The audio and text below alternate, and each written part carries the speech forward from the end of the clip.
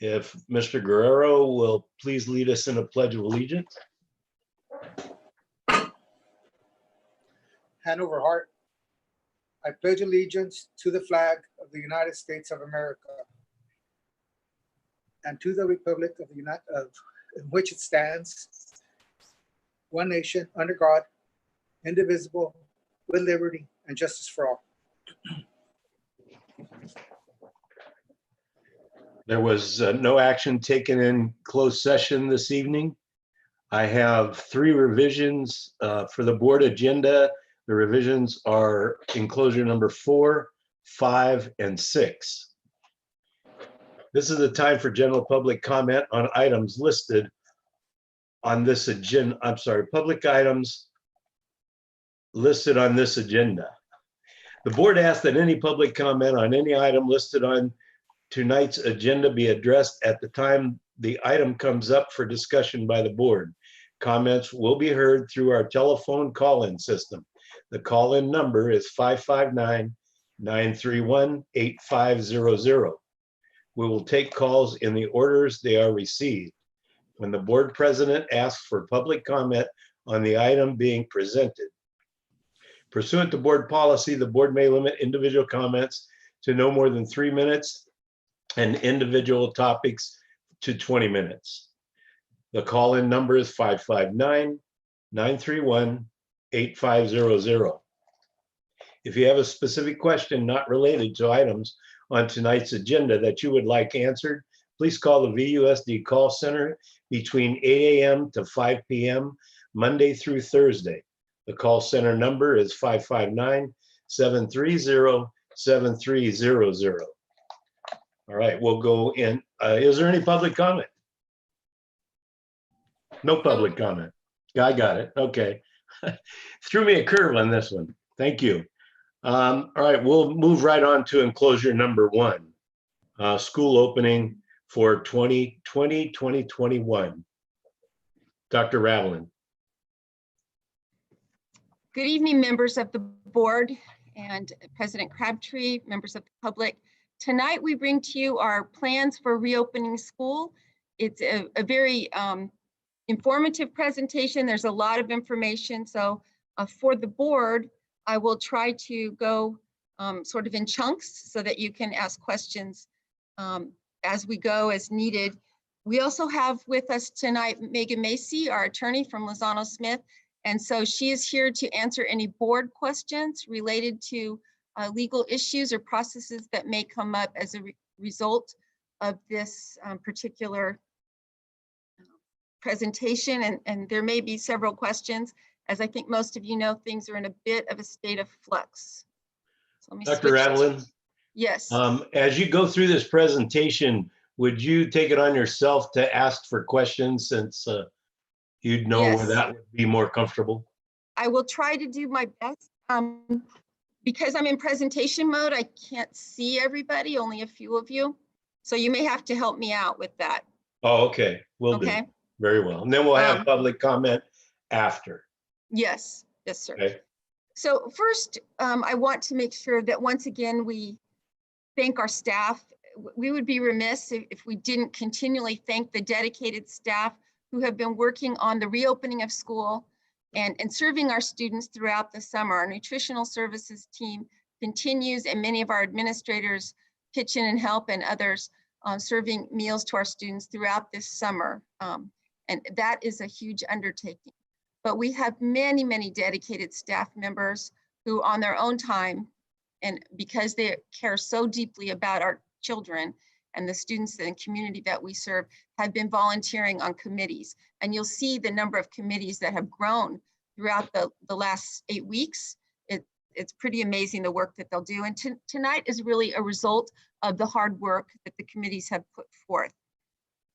I also want to remind everybody listening and you know, staff, students, everyone, parents, that we really have to think about this with our heart. It's with our minds, but with our heart as well. And we need to be sensitive that we're living in unprecedented times. Nobody in our generations, unless you're probably, you know, close to 100, has dealt with anything close to this before. We have people in our community who have lost loved ones during the pandemic as a result of it or not, have postponed weddings, have had illnesses in their family, have to take extra precautions. And we need to remember that. There's people who have a variety of feelings surrounding these issues with the pandemic, reopening schools, wearing face masks, stores closing, working from home, all of those things. And we have to remember that everybody has a unique situation they're dealing with. And some people in our community are hurting, they're anxious, they're frustrated, and we're working in a time of ambiguity, and that is very difficult. And so there's the heart, and then there's the wave, the fluid wave, because the situation is very fluid. We have been planning, and then, as a county, not just schools, but as a county, we were reopening things, and yesterday things changed with the governor's announcements. So we expect more changes, more guidance from the state. We don't know exactly when, but we expect more. And so we're going to be sharing tonight our return to school planning guide, and we're going to plan this way, but as we know, we're not in 100% control of what occurs. So just keep those things in mind as we go through it, that there's a lot of people hurting and having difficulty maybe adapting to some of the changes. So we recognize that. We have over 17 planning committees who have been working. Some of them started in May, many of them, and are still working. Some started in June because we saw other needs and we kept adding. So I'm not going to go through these again. Most of you have seen them. They're in the PowerPoint, but you'll see as we go through these next 3 slides, many different committees working on all aspects of reopening school. And they, I'm just listing the leads here, but many of the committees have medical professionals, they have staff members, classified and certificated, parents are on some of them, community members are on others, our partners that help us in different ways supporting our students are on some of them as well. And again, they continue to grow. Just in the instruction, we had, as you'll recall from the meeting where we approved many types of software platforms, we had 4 separate subcommittees listed here. You'll hear little bits more of those tonight. And then instructional practices is something that after we got rolling with all the other committees, it was like, okay, if we're gonna do distance learning full-time or part-time or whatever, our practices have to change. And so we started other committees. Sarah Seymour is the lead for the instructional practices, but you can see there's many, almost 10 different subcommittee topics there. And so overall, there's hundreds of people working on these committees. And again, they've been doing so for a long time and trying to tease out all of the different possibilities that we may encounter. Looking today at Tulare County, this was a little before 1 o'clock this afternoon. I don't know what the updated numbers are, but we're on the governor's watch list, and we're one of the 4 counties that unfortunately gets frequently named in the news for our cases spiking. Doesn't mean it has to continue that way. And we are putting on all of our marquees on our schools the information to please wear your face mask and slow the spread. That is vitally important that people, when they're out in the community, that we all do our part so that we can turn these statistics around. And we have the opportunity to do that as a community. Yesterday, the governor made some announcements, and I've just put a little bit of that up here. There's the statewide action that most of you are aware of, maybe not everything, but restaurants, movie theaters, some of the things that had been open, we went back to stage 2 and closed. And for many of the counties, including our county and those adjacent to us, which covers, the governor said, 80% of Californians, were on the watch list. So there's 30 counties. They thought they might add some more today. I'm not sure if they did, that additional things were closed, like malls, fitness centers, worship services, and things like that. We are still considered, just like medical, we're considered essential personnel. So we don't fall under this at this point. And again, things are fluid, things can change. So again, we're planning, but we know that things can change. The executive order, this goes back to March. Sometimes I get questions from people Well, the health department, the state health department, they issued guidance. And you don't need to follow guidance, it's just guidance. But for us, we have to follow any orders or guidance from our state or local health officials. And we are in constant contact with our local health officials.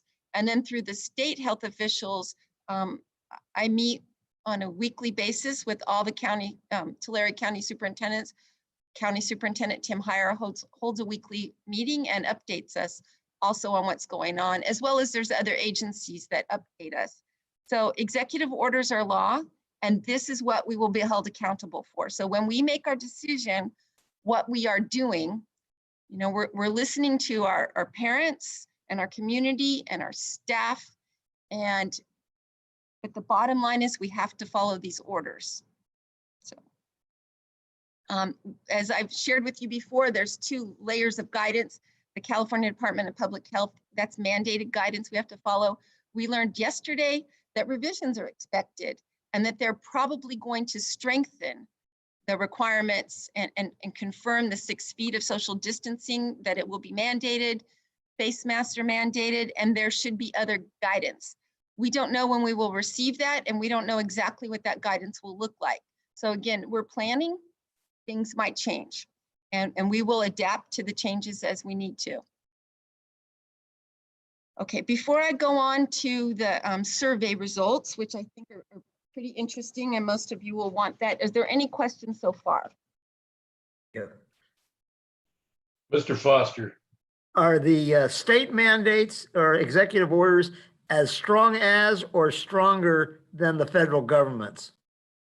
Oh, well, my understanding is we have to follow the state, but the federal government, Megan?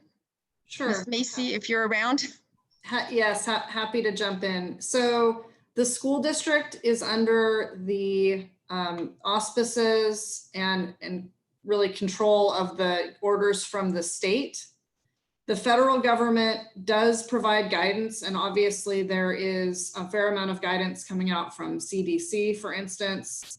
And there's been some in the news, some guidance from the Federal Department of Education. But in terms of what the district must do with respect to the parameters around reopening and funding and things like that, we really need to follow what the state is telling us. And what the state is telling us is that we also need to be in coordination with the local public health department.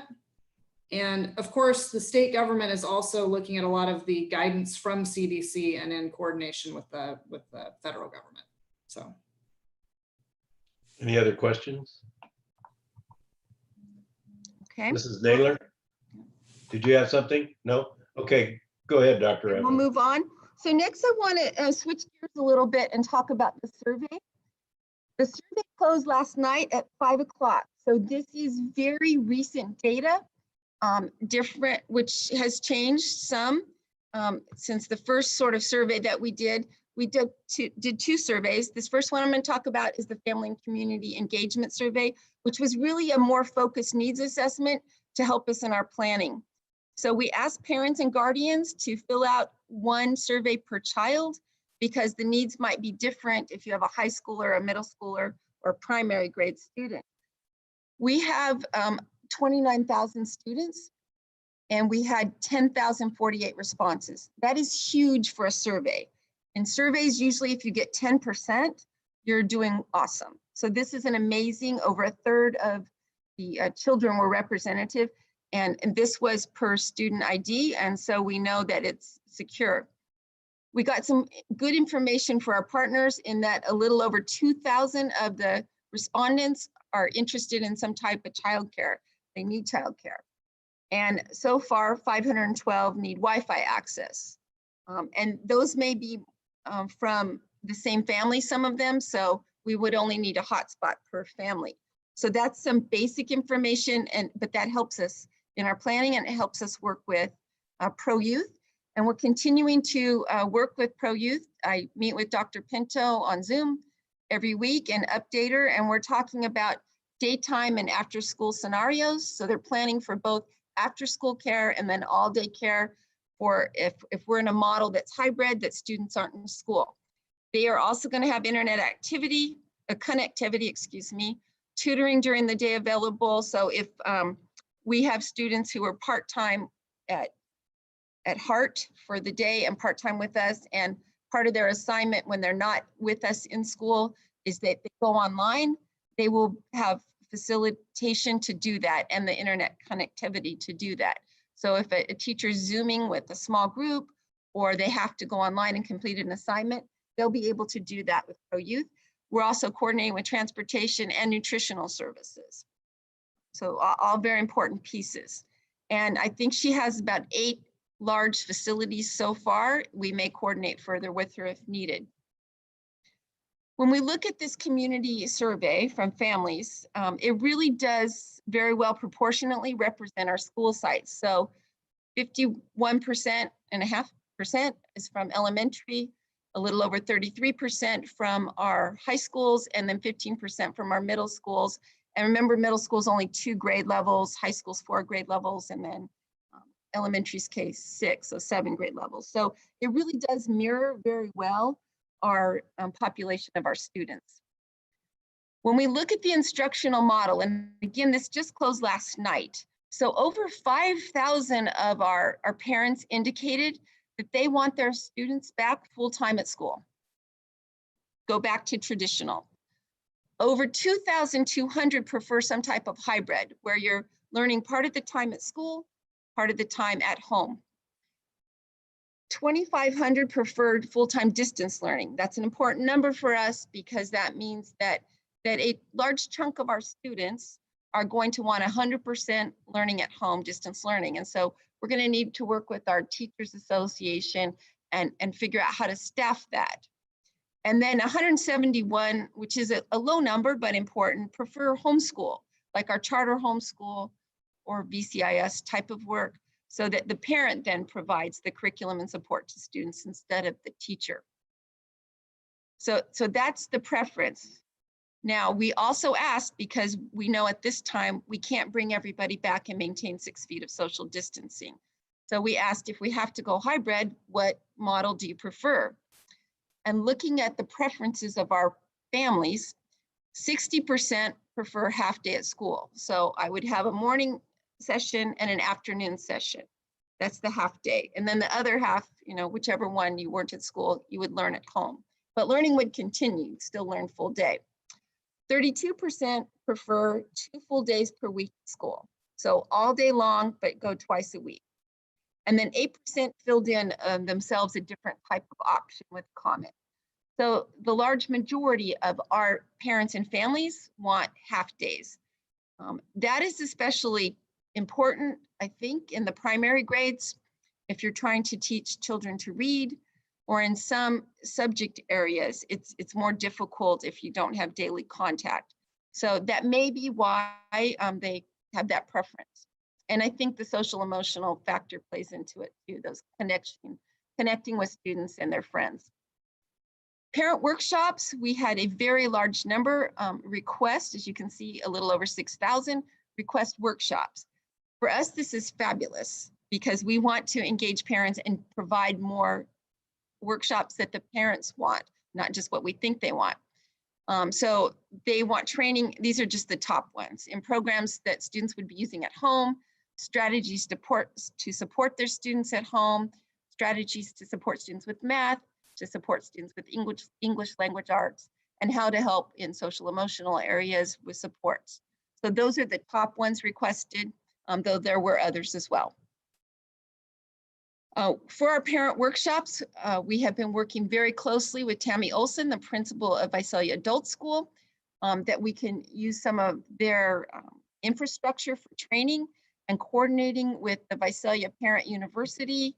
And then the adult school would be able to offer certificates of completion for 12 hours of training. So we can offer through our parent university that we have in our family and community engagement department, headed by Jim Sullivan. We can offer parent university modules, and then they will get certification through the adult school for completing those. So that's something that we've been working on for the past few months, and it's exciting to see that the parents have specifics they would like those trainings to be engaged with. When we switch to the teacher responses, VUTA planned collaboratively with the school district. So their leadership worked on developing a collaborative survey. And we had over 1,300 teachers respond. These are just VUTA members, not other staff members. And so that's everybody. We had the largest number, 927 of the teachers said they're ready to return full-time, go back to school full-time in person. 238 preferred full-time distance learning. And so when we look at the numbers of students that we have, that their families want them to do distance learning, and the staff, it seems like it could work out. We're gonna have to match up credentials and those types of things and work towards that. And again, that involves a very strong collaborative partnership with our labor partners such as VUTA. 131 of the teachers said they would request accommodations, and that means that either they have a medical condition where they might not feel it's safe to go back to the classroom, or they may be caring for a family member in their home where they don't want to be exposed and would want accommodations so that they were not exposed and brought it home. 41 didn't answer this particular question. I'm not sure why, but just didn't. So that's from our teachers. And again, that was a joint survey. The teachers, when we asked them, if we have to do hybrid, what do you prefer? Over half said they also preferred the half day at school. So a morning session and an afternoon session. All 38% preferred the 2 days a week at school, and then 9% provided another option. So what we've garnered from the surveys is that the majority of our families, parents, and teachers prefer the half-day model. So we'll get into that a little bit more, how that might look later in the presentation. On this survey, is there any other things we should cover before we move into the planning guide? So if there's any questions just about the survey itself, now would be good. Yeah, I just had a quick question on is there any way to drill down a little bit on the percentages, like when you say teachers want to go back half day, and I'm just talking about the hybrid model, half day at school or 2 full days, is the 53% mostly elementary, or is it a mix? Is 38% that wants 2 full days per week, is that mostly high school? Is there a way to kind of get that? There is. I don't have that at the tip of my fingertips right now, but what I remember is that elementary was heavier on the half days, and secondary was a little heavier on the full days, but it was not mutually exclusive. Okay. So, you know, there was some in each category. We can drill that down further and send that to the board. Okay. So you have more information. The thing also we have to remember is that we've had strong indication from families that they want their children as much as possible on the same schedule. Okay. So, and then there's transportation issues and and meals and everything, you know, as far as having elementary do something different than secondary. Okay. It would be very complicated. Ms. Gamoye.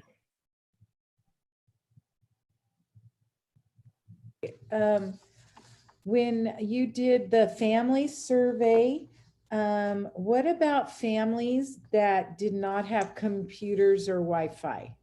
We did a lot of outreach. Again, our family and community engagement department did a lot of outreach by phone call, and families that we knew didn't have Wi-Fi access, or maybe their school site, there wasn't a lot of response.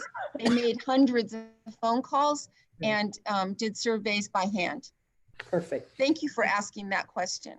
Yeah, and then my other question is, if we do the parent university, would that be online or in person? We could do that online, and because all of our students will have a device checked out to them, and we have to work out all the technical details, and I don't want to claim to be the expert on that part of it because I'm not, but parents would have a login, much like students. from the adult school, because it'd be an adult school certificate, and then they would log in and receive the training. So we could have small cohorts of trainings and offer them at varied times and things like that. Good, thank you. And Anyone not else? that I'm glad we're in this position, but it is making us think outside of the box of how we can deliver services to families who maybe couldn't come into a school site anyways, or, you know, for childcare or transportation or whatever reasons. And so if we're able to deliver services and training to our parents through technology, because then they will have access and a device at home that they can use, that may be a better model for our families in the long run. Dr. Vasquez.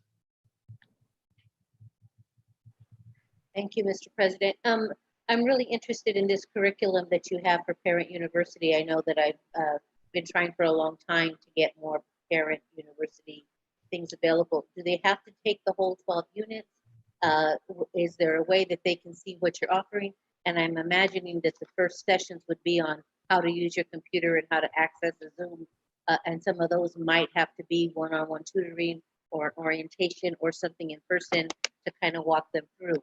Will we also be allowing for a Chromebook loan to be able to allow some of this to happen? Now we are saying parents and we're giving them to the students, so maybe they use the same computer. And then I'm just wondering also who's taking care, since we've kind of thinned out our safes, who's taking care of when you have 3 students in one household and how that might affect internet access and things like that. So I know that's 3 different questions. Okay, so that's a lot of questions. I'm going to go backwards, I think. The hotspots cover many devices at once. So if you have a hotspot in your home, you don't need a hotspot per student. We are going to check out devices per individual student. We're not expecting the students, if there's 3 in a household, to share. Those will be checked out like a textbook would. So every student can have one, then the parents could utilize it for Parent University, as long, you know, not during the school day because the student needs to use it, but they could utilize it to check in. And again, we have to work out all the details of that. The parent does not have to sign up for 12 hours worth of work. It's just that the adult school, to give them a certification, that can't happen until there's 12 hours. So the whole idea with Parent University and not purchasing or going through an agency that has a canned program is that we can differentiate and offer different times and different topics for our parents and customize it to what they would like. I would love to see that curriculum when it comes together, please. Okay. Thank you. Mr. Fulmer? Are we going to accommodate parents who would prefer to keep their kids home full-time? Yes, that will be one of the options. And you'll see that very soon in our planning guide, but we are going to have that as an option for parents. They will need to commit for a semester to do that because we can't move teachers around, you know, week by week. So we're going to have to know who wants full-time distance learning for a semester. Thank you. Anyone else? All right, go ahead, Okay. Dr. All right. Robbins. Thank you, sir. So as we move on, we have created, it's a draft form. It's getting more solid by the minute, but we have, you know, we wanted to vet it tonight with you, the board, and preview it to the public before we send it out there. We will be also creating this. It's underway that it's being translated into Spanish right now. And so we'll have it in both languages. And so during this part of the presentation, I'm going to invite a few other people to come on because this is sort of the culmination work of the committees, of those 15 committees plus at least 15 subcommittees under some of them. And so here's where we're going. And it, again, it's fluid. So we would love to say this is it and here's where we're going. But as we get further guidance from our state and our local health officials and the governor, you know, we have to adapt to that. So just keep that in mind. So it is going to be a book and we'll have this available online for all families. as well as if somebody needs a printed copy, they'll be able to request it, but we will have it online so anybody can look at it. So we'll have our table of contents like you would for any other book.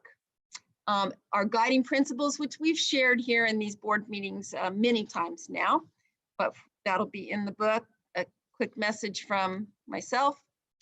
And then we go into health and safety. So at this time, I'm going to ask Susie Skaden, our Director of Health Services, to come on because she has been leading the charge in the health and safety arena, and she's going to walk us through several of the next slides.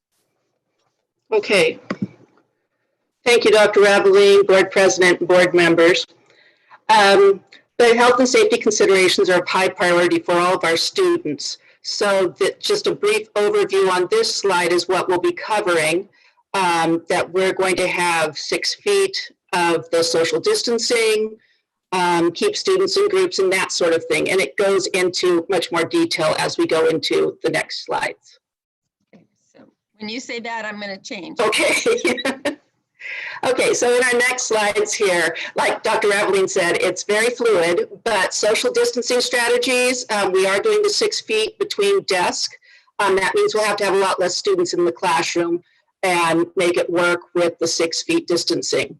Some of the ideas are to stagger release times. Our restroom breaks will have to be staggered, and other transition times. Not all the students in the hallways at the same time. We'll have one-way traffic in one hall, and then the next hall will be the different direction so that we don't have a lot of hallway congestion crashing into each other as they're walking to their next classes. We'll also have spacing markers in the offices where students line up and that type of thing. And then we want to avoid common mixing areas, and the students most likely will eat in their classroom. Unless it's a nice day, they can eat outside, stagger lunch periods, because we can't have all the students in the cafeteria eating lunch. We go down to the student and staff hygiene habits. We're going to have frequent hand washing and sanitizing routines that we had before we closed down in the spring. We want teachers to establish a routine for their class where they do hand sanitizer before they use the keyboards. They hand sanitize when they come in from outside, and just make it a routine throughout the day that they're washing their hands or hand sanitizing. And all classrooms have the hand sanitizers in their class and other common areas. Face mask will be required, and the state has provided us with masks for every student. They get 2 face masks, and staff members will get 1. They will need to wear those in the classrooms, and it prevents the droplet particles if somebody sneezes or coughs or even speaks or laughs from a chance of giving the virus to somebody else. For certain populations, maybe the younger students, pre-K through 2nd, our speech therapy, our special ed populations, and even our language teachers in high school, they will need to have a face shield, which will cover their mouth, nose, but in a shield where students can still get facial cues, social cues from their teacher instead of having their mask covering their mouth. Gloves really are a false sense of security for people or taking care of students, but it's not necessary for staff to be wearing gloves, just routine. If we go back up to the classroom and hygiene habits, a lot of the classes, sharing resources, crayon boxes, that type of thing. Students will need to have their own box of supplies. Community drinking fountains, we will still have drinking fountains, but we're going to encourage students to bring reusable water bottles so they don't actually have to touch the fountain handles. Using the restroom, it'll be frequently cleaned, and we encourage good hand washing. And again, limit shared objects. We will have limitations on visitors coming to the school. Non-essential visitors really shouldn't be on campus. And when you do come to campus, you will have to be pre-screened before you come on. That means a temperature check and ask a simple survey to see if you're healthy enough to come onto the campus. And then of course you'd have to wear a mask. All of the staff and students will be asked to perform the COVID self-check before they come to school daily. If they have any signs and symptoms of COVID, they're asked to stay home for that day. We encourage kids to come to school, but in this pandemic, we can't encourage them to tough it out with a sore throat or with a headache. We don't want them to have a possible symptom of COVID and be on the school side. And of course, field trips, assemblies, large gatherings will be canceled. And anybody that has illness, we have protocols in place that we will follow to contact the health department, see if we need to close a classroom down, close several classroom downs, close a school, take direction from the health department, though, in regards to how to control that situation. So we can move on. Thank you. Here's our COVID symptom checker. This is just a draft, but if you're feeling sick, take your temperature at home. We will have the scanning thermometers at schools so that we will scan your temperature, but at home the parents can take their temperature, staff will take their temperature. And then the other symptoms are just the signs and symptoms of COVID. And ignore that typo there. There's 2 extra little letters on nausea and diarrhea. Ignore that. So we can move on. We have sick day conditions, and like I said earlier, these are things that sometimes kids come to school and it's like, oh, you'll be fine, just hang in there, and want them to maybe tough it out a little bit. But if there's signs and symptoms of COVID, we want to check them, get them home if they need to go home. We will have an isolation room or area for students that are exhibiting signs or symptoms of COVID so that they will be masked, put to the side, and then parents pick up and not spread whatever they may have. We also have other diseases that of course aren't COVID, and so we would need clearance from a doctor, or we have various things in place so that we make sure the students can come back to school if they aren't having a COVID issue. Okay. I'm doing the cleaning and sanitation too, because Mr. Lamas and I work closely together. His custodial crew does clean frequently, and they will disinfect high traffic areas. Some people have already heard about the foggers that we're using that deliver sanitation to the classrooms in a very rapid manner. Staff will receive training in regards to using any antimicrobial wipes that may be used in the classroom. The director in human resources has a training that they must go through though to make sure they're safely using those products, and that whatever we're using in the classroom is safe for the students to be around and safe for our staff to be using. And I want to chime in that there's been a couple questions I've received from parents over a chemical, I'll probably say it wrong, but phenolphthalein or something like that. We don't use that chemical. We're going to be using a Gen Econ fogging system. It's an electrostatic sprayer. And again, this is with a lower level safety product that is approved for schools and that the staff has been trained on. It has a set time of 2 to 4 minutes. So the classroom would be vacated for a little while, and then it would be safe for people to return. In the evening at nighttime, when no staff or students are around, they will be using a stronger level cleaning that's the disinfectant. So I hope that helps with some of the parent concerns as well. Before we move on to the next section and Susie disengages from this, is there any questions for Susie on the health related issues? Mr. Foster. Yes, I'm pleased that you're doing all the safety checks, the temperature checks. Do you see that this will take a great reduction in curriculum times, teaching time, or will this not take that much time? The pre-COVID check is to be done at home by the parent. So when they send their child to school, they will be good to go. And then the staff will do theirs at home as well.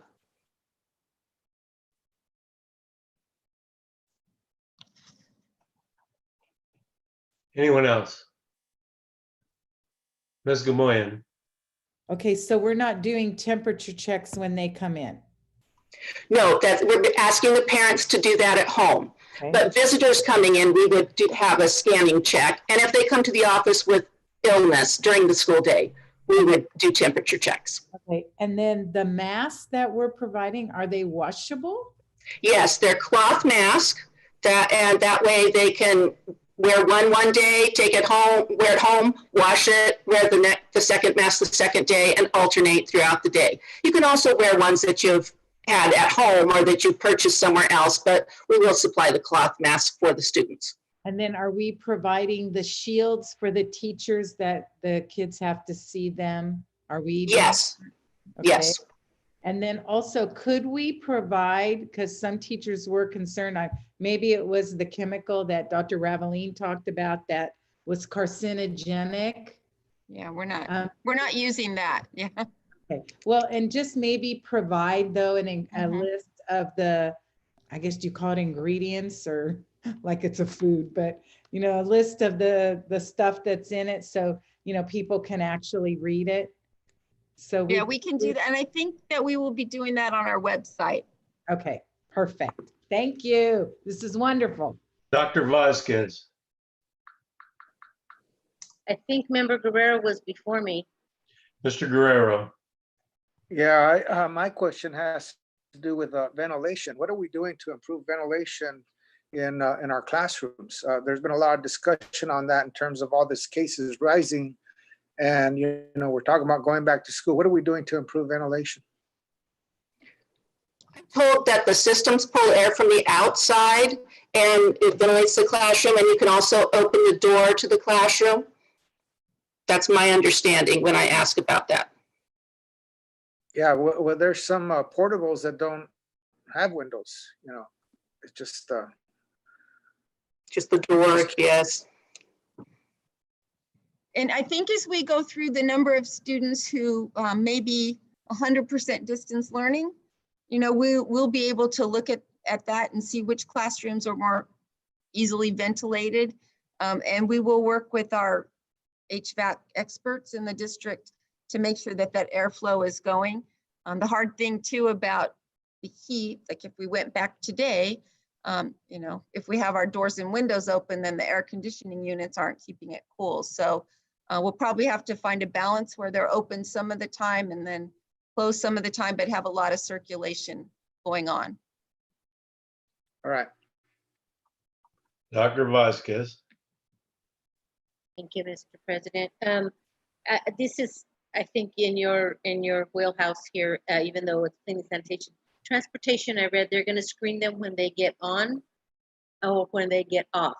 And if they get off and they're not feeling well, then they go straight to the nurse. But are we doing a screening when they get on and when they get off? I know that we're, you know, having them come in and get to the back and we're all wearing masks, but I didn't understand the concept of screening them when they got on and when they got off. And that's just saying, did you take your temperature? What's the procedure for those students riding the bus? The students are to receive the pre-screening at home. Even if their parents go to work early in the morning, they still can check their child before they leave for work. Even if it's 6 a.m. before they go to the bus, an hour before school or 2 hours would be okay. I have not talked to the transportation though, if they're doing those screenings. So are we I will check. asking the kid before they get on the bus, did you take your temperature this morning? Or we're just assuming that the pre-screening is done at home before they get to school?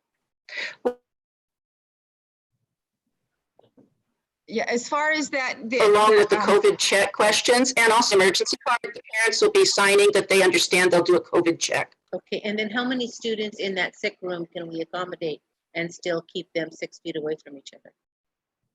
Not a whole lot. So it would be in isolation. We'd have a student. Hopefully we don't have numerous students at one time. So we would have to have a few alternate sites, alternate areas available for a second sick child or a third sick child. For isolation. Okay, thank you. Go. Mr. Foster. Okay. How many masks are we purchasing, and are we being reimbursed for the cost of the mask, or are we just coming out of our district budget? Well, the state has guaranteed us that they will give us a 60-day supply, at least to start with. Don't know if we'll get another 60 days, but they will give per student 2 cloth masks and then 2 disposables. So we have extras if somebody forgets one. So we're not purchasing those. They're also giving us some for staff. We are purchasing extra, and that'll be out of our federal CARES dollars. That is specifically for COVID-related instances. Nathan, Anyone you else? want to jump in? Yeah, just real quickly here, on the question about transportation, they will not be taking temperatures of students as they get on the bus. They will be screening them to see if they are showing any signs or symptoms. And if they do, then they will be sent to the office, but they're not doing temperature checks on the bus. They can't leave the student at the bus stop if they are ill. Thank you. Walter? Does every family have a thermometer? We actually are part of the Kinza thermometer group, program that we have lots of free thermometers. If a family needs a thermometer, we have thousands to give away. So if they need one, they simply have to ask, and it's a free thermometer to the family. Go ahead, Dr. Evan. Looks like we're done with comments. Okay. Thank you, Ms. Skaden. Appreciate your help Thank there. you. Moving on to nutritional services. I won't go over all of these in detail, but we are working, to improve and change safety and hygiene practices. So more frequent hand washing and such, cleaning surfaces more frequently, especially where students will be eating or touching food. Anytime there's a distribution for lunch or breakfast, students will not be eating in the cafeteria because we can't have large groupings. So they will be getting their food and again, going back to eating in their classroom or more frequently, probably outside when the weather is allowing for that. But when they're in line, just as if we go pick up takeout, they'll have 6 feet of social distancing and such as well. And so working through those processes with nutritional services staff, and students will continue to receive school meals. Now, during the summertime when we have meal distribution, it is for any student ages 1 through 18. Once school starts, my understanding at this point is then it's for school-age children again. So not necessarily the whole family. Working with Pro Youth so that if a student is in the morning and eats breakfast at school but gets their lunch to go, that they can eat at Pro Youth if that's where they go after school, or the reverse if they are at Pro Youth in the morning and then they come to school, that there's a mechanism for that. Students would have a heavy snack and such before they come to school and eat their lunch, and then they would take home breakfast for the next morning. So we have to coordinate all of that as well. For transportation, you touched on it a little bit earlier, but they will also have extra cleaning and sanitation with hand sanitizers, disinfectant and such for high traffic areas, extra safety precautions such as masks, opening all the windows, having families sit together. Kids aren't just going to be getting on and sitting anywhere, having distancing on the bus, exiting with, you exit at one end and enter at one end and exit at the other so they're not cross-contaminating. And bus schedules will be made to accommodate whatever system we have in place at the time. Okay. Moving on to student engagement and support, one of our primary concerns with our students not being in school is that some of that social emotional support that our students receive from each other as peers, from their teachers, and from our healthcare professionals, our mental health experts, that is more difficult when they're not in school. So our social emotional supports really revolve around relationships. That's the basis for anything, for learning, feeling safe, routines, and being resilient. So there's a lot of training that we can provide to our families, to our students, and to our staff to support them in going through these changes, which again, it's a stressful time for all of us. And so we have systems in place to support our students, no matter what type of learning they're doing, if it's at home or at the school site. The student registration for the fall, this will be coming out very soon in a letter from each each school site to each child. Even though we've got the surveys, we're going to have to know and have commitments from families.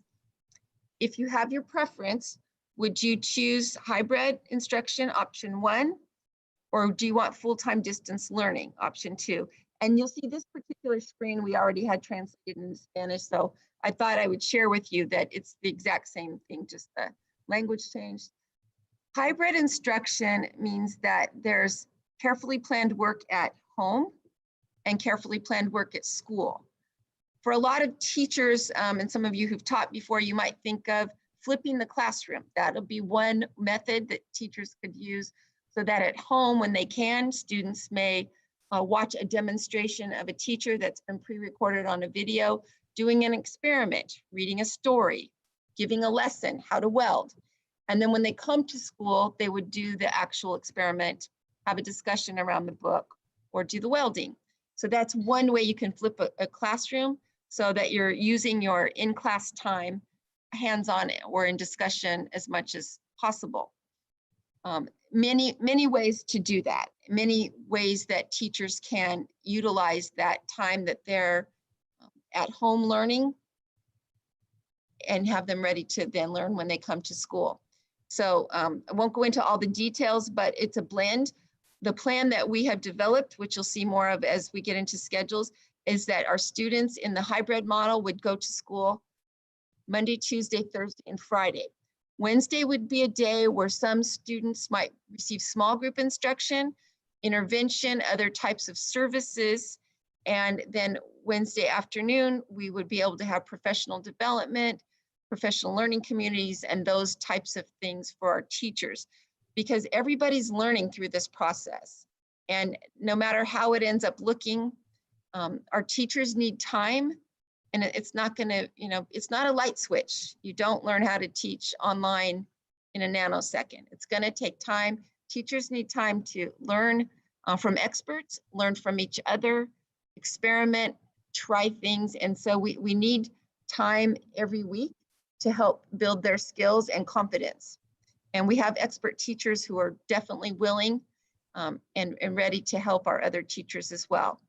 So our students on a hybrid model that we would be proposing would attend either a morning or afternoon session. The parents or guardians would have an important role, as they always do, in monitoring the at-home time. And again, if students are in pro-youth heart, they will help support as well.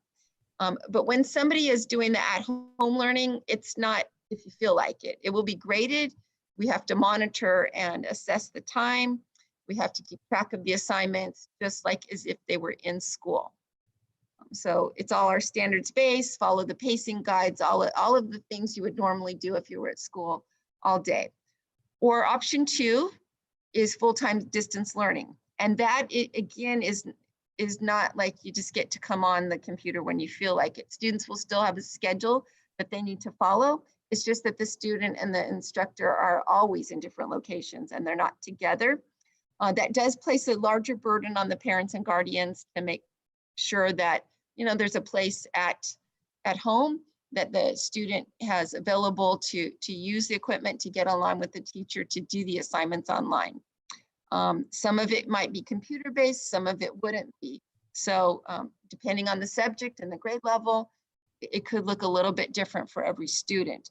And schools would be communicating with the students, because if a student, if the family chooses 100% distance learning and the student isn't performing, then we're going to have to do some type of intervention, which could be perhaps bringing the student back to school, but we'll have to take that on a case-by-case basis. We are going to ask families to fill out a form if they want full-time distance learning and to make a commitment for a semester on that. We have some information for parents in this guide on how to support their children in distance learning or hybrid learning. And we have, as you know, because you approved these, we've purchased some learning management systems and supplemental programs.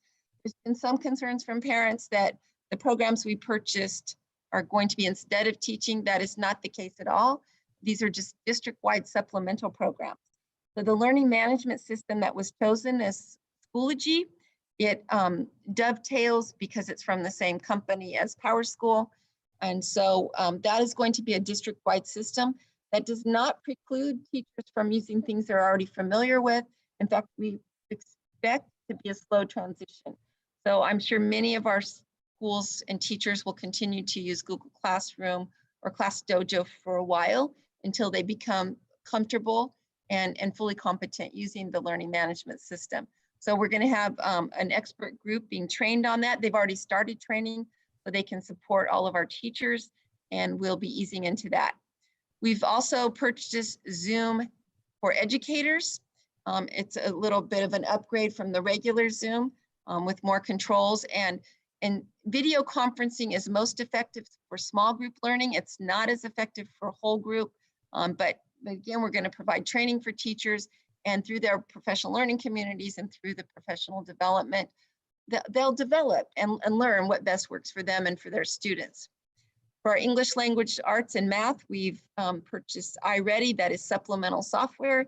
It has assessments, and then it starts you at your level. So it is highly customizable for that particular student. The 9 through 12 math, we have IXL. That's something that's already being used in high school, so it's easy to continue that. And then we have additional technology tools for different types of programs. And some of those you can see, and I won't go into all of these.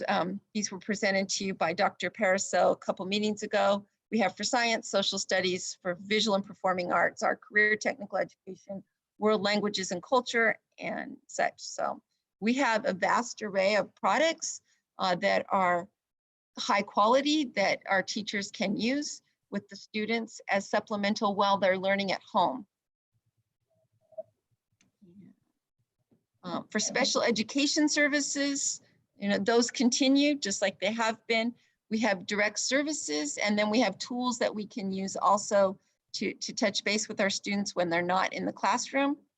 And we have different types of needs in special education. So we have our students who receive special education supports and services, and then our students who have intense services because they're primarily in one classroom throughout the day.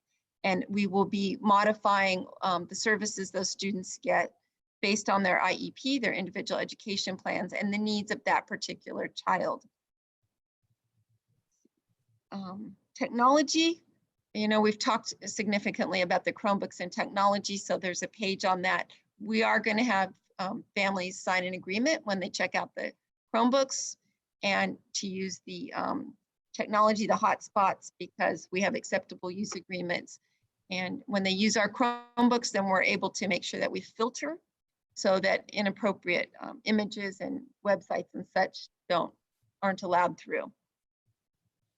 Okay, before we go on to scheduling, I'm going to ask Ms. Somavia to hop on with us and go through the scheduling, because she and the 6 subcommittees that she's been working with have worked extensively on that.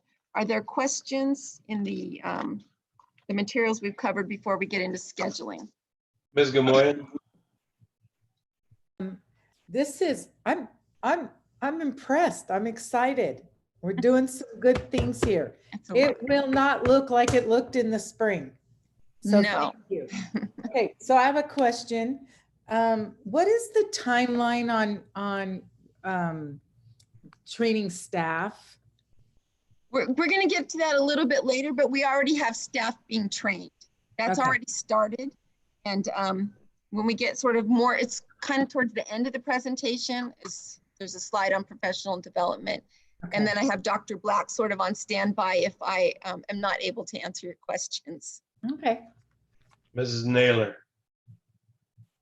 So if I'm a teacher and I'm looking at this presentation, my takeaway would be, and correct me if I'm wrong, that I'm going to prepare for a hybrid model. Or if I'm one of the ones that want distance learning, then I'm preparing for that. We're just these 2 models right now. This is what the Yes. plan is, correct? Yes. Thank you. Anyone else? Mr. Foster? I'm just wondering, would teachers be evaluated differently under this than they would be if they were in the classroom? No, because our model that we have worked with VUTA for the last couple years now is a professional growth model, but it's based on the California standards for the teaching profession. So if you're a new teacher, there's sort of set standards that we have you work on. And if you're a veteran teacher, you're permanent, then you pick 2 standards and your supervisor picks 2 standards. But teaching and learning will continue. It may look different. The delivery model may be a little bit different, but the standards that the students need to cover, the supports, the differentiation, creating a culture and environment in your classroom where students are comfortable and can ask questions, that's all the same. Anyone else? All right. Okay, I'm going to ask Ms. Somavia to hop on now, and because again, she's been much more involved in the scheduling committees, say plural, because again, there were 6 of them than I have. And Ms. Somavia, when you want me to switch screens, you just let me know. Okay, thank you. Good evening, Board President, Dr. Evelyn, and board members and audience. Thank you for letting me come on tonight. The scheduling committee, and I know I've said this in many groups, but they're an amazing group of educators. There's 16 of us, and then we broke off into subcommittees, and each subcommittees invited others to join those groups. So other members are other staff members, any auxiliary staff, so not just teaching staff members. Sometimes they ask nurses or counselors. We ask parents and we ask students, 7th grade above. Most of the students are in high school, for their input on these, and they have been great about meeting with us weekly. I will say that our committee feels like this work is not done yet, which is why it says draft and it says potential schedule, because we keep perfecting it. In fact, there was emails going on today throughout the day about tweaking little parts of it to make sure we're looking at everything.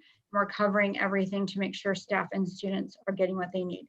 So again, these are potential schedules. We know we have to make tweaks to them. And like was asked before, and Dr. Raveline stated, this is one option. This is the hybrid model that we chose to present. It was our recommendation from the entire committee, because when we did all of our surveys, both from parents and staff members, and again, staff was certificated, classified, and management, this is the one that overwhelmingly was chosen as their preference if a hybrid model was chosen. And so there will be a hybrid model and a full distance learning model, but I'm going to talk about the hybrid model schedules. So we have them broken up into elementary, middle, and high school. They're all the AM PM model, so you'll see many similarities among them. They each have a Wednesday day where students aren't scheduled to be on campus like they are Monday, Tuesday, Thursday, and Friday. So Wednesday is designated as a day for either IEP, so that's for students that are on an IEP to come and work with their teachers, or do that through Zoom, or an RTI, which is a response to intervention. So those are our students that need more assistance other than what is given in the classroom. And so those again would be small breakout groups, either in person or via Zoom. So teachers on staff, assistant principals, curriculum instruction assistant principals will help to identify students that need these extra pullouts, and they'll come up with their schedule based on their student need and with their staff again. So it just lists several different areas that we pull students. So it might be ELD groups, it might be counseling groups, it might be social skills groups, or it might be academic groups. We have 4 sessions out there. And again, this can be tweaked by the site. I talked to a middle school teacher on our committee and she said, we might want to do 6 groups. Could we do 6? And we're leaving that up to sites. We're just going to give time frame roughly from 8 to 12. And if they want to break those groups up into smaller groups, that's available for them. And then the rest of the afternoon after the teachers have a lunch break will be used for office hours where they can call parents or call students if they have questions, whatnot, or to check in. They can meet with their PLC, that's their professional learning community. So in elementary, that looks like all 3rd grade teachers would get together to help plan, perfect their craft, look at different resources, those kinds of things. And then high school, middle school, that would look like English department getting together or math department getting together. It has on their planning. So planning for their next instruction for that next group of kids or for tomorrow's learning. PD is professional development, and that goes along with staff training. We understand that these are unprecedented times and teachers aren't used to teaching in this method. We are really good at teaching in person, but we haven't been forced to teach online or in some sort of hybrid model. So we know we're going to have to provide lots of support for our teachers and for administrators to make sure that we are doing the best job we can for students. So if you look at the schedule, again, AM is in yellow. So students would be coming 4 days a week. And basically each class in elementary isn't broken up into classes per se, but we have done different versions of this for different audiences. So we broke it up into different groups, like maybe 8:15 to 9:05 might be the teacher's reading block. And then maybe 9:05 to 9:55 might be a math block. We showed it so we could show teachers how that could be worked in where we would be able to cover content. We're still working with our PE teachers who travel between sites at elementary and our music teachers who also travel between sites to work out how we would include them into the schedule and make sure students were getting those two areas of the curriculum as well. Mr. Crabtree, do you want me to break for questions in between each group or just go forward and then ask for questions? Well, is there any questions? Mrs. Naylor? Yeah, the Wednesday, it says office hours PLC and planning staff training and staff development. Typically, our staff development usually is on a Monday. Are we going to, because of this, put it on a Wednesday so that we don't disrupt the 4 days a week? Have we thought about that? We have, and we haven't gotten to that point. I am negotiating with our bargaining unit for the teachers. And so that's something that actually a teacher brought to our attention first, was that might we look at not having late start Monday and not having minimum days on Monday, which we normally do approximately once a month during the year, and then use that time just on Wednesdays to maximize time students are able to be with teachers, whether that's face-to-face or through a full distance learning model. And just one more question on Sure. The training. I think that, I'm sorry, I'm a little slide behind, but, and I know one of the concerns is teachers want to be prepared and ready to go. You said that there are staff being trained.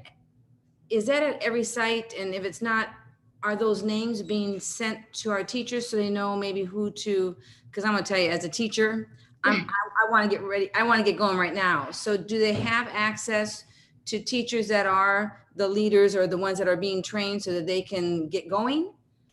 Ms. Naylor, So- if we could hold off until we get to that slide, then I'll have Dr. Sorry, Black come on and help us out with that. Okay, thank you. Anyone He has a else? whole plan. Okay, good. Anyone else? Dr. Vasquez? Thank you, Mr. President. I do have a question. What are we going to do about holidays? Since they're usually on Mondays, one question. And two is the tier 2 and tier 3 interventions. Will those always be in the morning so that afternoon kids will be expected to come in the morning? Or are you going to stack the morning with the kids that probably need more intervention? So again, we're going to leave that a bit up to the sites to make sure that they're serving their students. If the groups are distanced, so they're through Zoom, those small groups, it could be either time because the student would just need to get on into that session and work with their teacher. But those are things we decided as a group that we didn't want to micromanage because each site has its specific needs. And so we really wanted that to be something that the school decided on their own. Now, we will know that there would be certain times when PD would be available. So we would just need to know from sites what they're doing so we can provide appropriate staff training as needed. My other question is, are you going to have all the orientation stuff like the roundup? I know that's getting closer to the bigger kids, but for the little kids here, orientation in small group ahead of time before you ask them to come to class or to be online? I'm just wondering about these littles and the parents. Are we have orientation in person planned before we start the scheduling and the actual school day happens? So we don't typically have any orientation for elementary schools, but we are looking at possibly bringing students on to assess them initially, which is something that we do for all students at the beginning of the year with their teacher, but we know with 3 hours, that's not going to be enough to be able to assess each student in reading and math. So we are working with curriculum committee to be able to find a way to get them to come on one-on-one or do some sort of Zoom with their parent to assess them appropriately so we know how to instruct them when they come on. We will be offering, like Dr. Raveline mentioned before, training for parents, which we hope to get underway as soon as we can so they feel at least a bit prepared to start, and then we'll have continued training throughout the year. And the needs of, and this is elementary, so I imagine we're talking K-6, and I'm glad that we're giving the site some control over the way they do things, but I'm imagining the K-3 population and the 4-6 are going to have distinct needs and the way they work. Are we letting the sites do that themselves? We're just giving them this bone structure?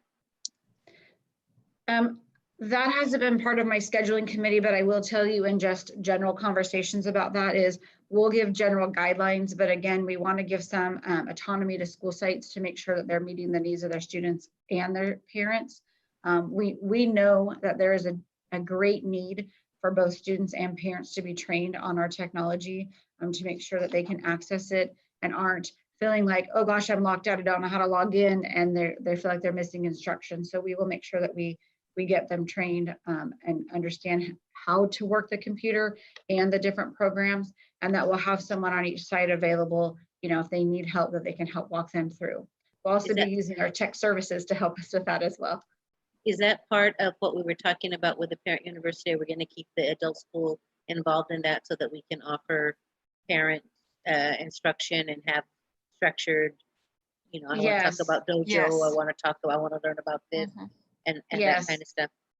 Mrs. Olson, the principal at Visalia Adult School, has been so gracious to offer to train as much as we need. So they have those classes already in place, and they are happy to offer more sessions for us so we can make sure that we have everyone who wants training to be able to for that to be provided to them. This is going to be part of the parent university. They're not going to have to enroll in adult school. This will be part of parent university. Is that correct? That's my understanding, yes. Great, There's an enrollment process, but it's not the traditional Visalia Adult School. Thank you. Well done. Thank you. The last thing I do want to mention about the schedule is the break time. Dee Dee, hang on. Go ahead. Did you have a comment? I was just concerned about master schedules for high school and junior high. I guess you can't do that yet, right? Yeah, Well, the Mrs. masters, I'm sorry, go ahead, Dee Dee. I was just going to say, let me finish elementary and we'll get to that. And I will comment. And then if I don't answer your question, please ask it again. For elementary though, the break time, elementary usually has recess time. This is going to be a 20-minute staggered break. So we show it in the schedule at 9:55 to 10:15, but to ensure social distancing and limiting the number of students in the bathroom at a time, these will be staggered breaks, and we plan to use classified staff to assist in helping with student supervision, just as we normally do. So that way teachers also get to have their bathroom break as well. So again, it's shown that way just to show that there's a break. And then that middle break, like we discussed before, is for teacher lunch, prep time, and then sanitation of the classrooms before the next session comes in. You ready for me to move to middle school? I am. Okay, there you go. Okay, middle school and high school are very similar, but I'm going to walk through middle school because there's a little bit of a difference, because middle schools in Visalia work on a 7-period schedule as opposed to our high schools who work on a 6-period. So we struggled with how do we divide 7 in half equally? And so how would we make sure that each AM and PM session was able to fit in all 7 periods? So I honestly don't remember who had the brainstorm of this, but what we did is we added, you'll see the first session, 8:15 to 8:35, is not a normal class period, but they will go to first period at all 4 days. And the time equals the amount of time, if you look at class period 2 on Monday and Thursday for a longer session, the actual time minutes is the same. It's just broken up differently. So this was the only way we could figure out how to get all 7 periods into AM and PM and have each class have the same number of minutes. It'll just be divided differently. So again, if you look through, you'll see that every other 2nd through 7th period meets with their class twice a week, either Monday, Thursday, or Tuesday, Friday. And again, all of them are equal time periods except for that first period who meets on shorter periods for 4 times a week. Same for the PM session, same as elementary, that the sanitation time in between. So you'll see we have a big block of time there in the green. That's for, again, teachers to have lunch, some prep time in between classes, and then also to sanitize the rooms. And that will be done again by our custodial staff. Same sort of setup for Wednesdays, where it's the RTI tier 2, tier 3 students. So that's intervention of some sort. And again, it's going to be determined which kids are going to those by both teachers and administration. And that'll be on a weekly schedule. So they have their groups broken up there. Again, it was a request from a few teachers in middle school that they wanted more sessions. This is just a sample. They could do 4 sessions, they could do 5 different groups, they could do 6 different groups, they could do 7 if they really wanted. We just wanted to show a different way to break it up within the same sort of time frame, still giving the teachers lunch and prep, and then time for that PD staff development at the end of the day. Okay, now I'm gonna get to, I'm gonna have you go ahead and flip Dr. Raveling to high school, because you'll see it's basically the same setup, although there's not 7 periods, so it's just an equal 3 and 3 on here. So you'll see first period goes Monday, Thursday, second period Tuesday, Friday, and on from there. With the same break, same Wednesday schedule. Again, we just put a few different variations of the groups just to give you ideas of what that could look like. But again, that's going to be site specific. Master schedules now. So we are still, I will say, struggling with this. We don't pretend that we have all of the answers to everything right this minute, because as we all know, this has never happened before. And so we're still struggling with a few pieces. Mr. Waters is working with a group of curriculum instruction assistant principals from middle school and high schools on how they can get together, kind of a think tank, and work out how they will adjust master schedules. So if you're familiar with middle school and high school, the site sets a preliminary master schedule in late spring based on, they get all the students in, they fill out forms, they come meet with their counselors, and they pretty much slot them into a schedule for the next school year. And then there are tweaks made from there. And that would be like, for example, my daughter took 2 classes at COS this summer. She's itching to get back to school. And so she took a class that is currently would have been on her schedule. So that'll have to be a change. So they know that lots of things happen during the summer with summer school, both at traditional high school and then at COS. And so there's always little switches that are made, or sometimes students just decide, you know what, I don't really want to be in choir anymore. I'd rather be in, art per se. So there are some changes normally made, but we're going to have to make more significant changes based on the schedule that we have here.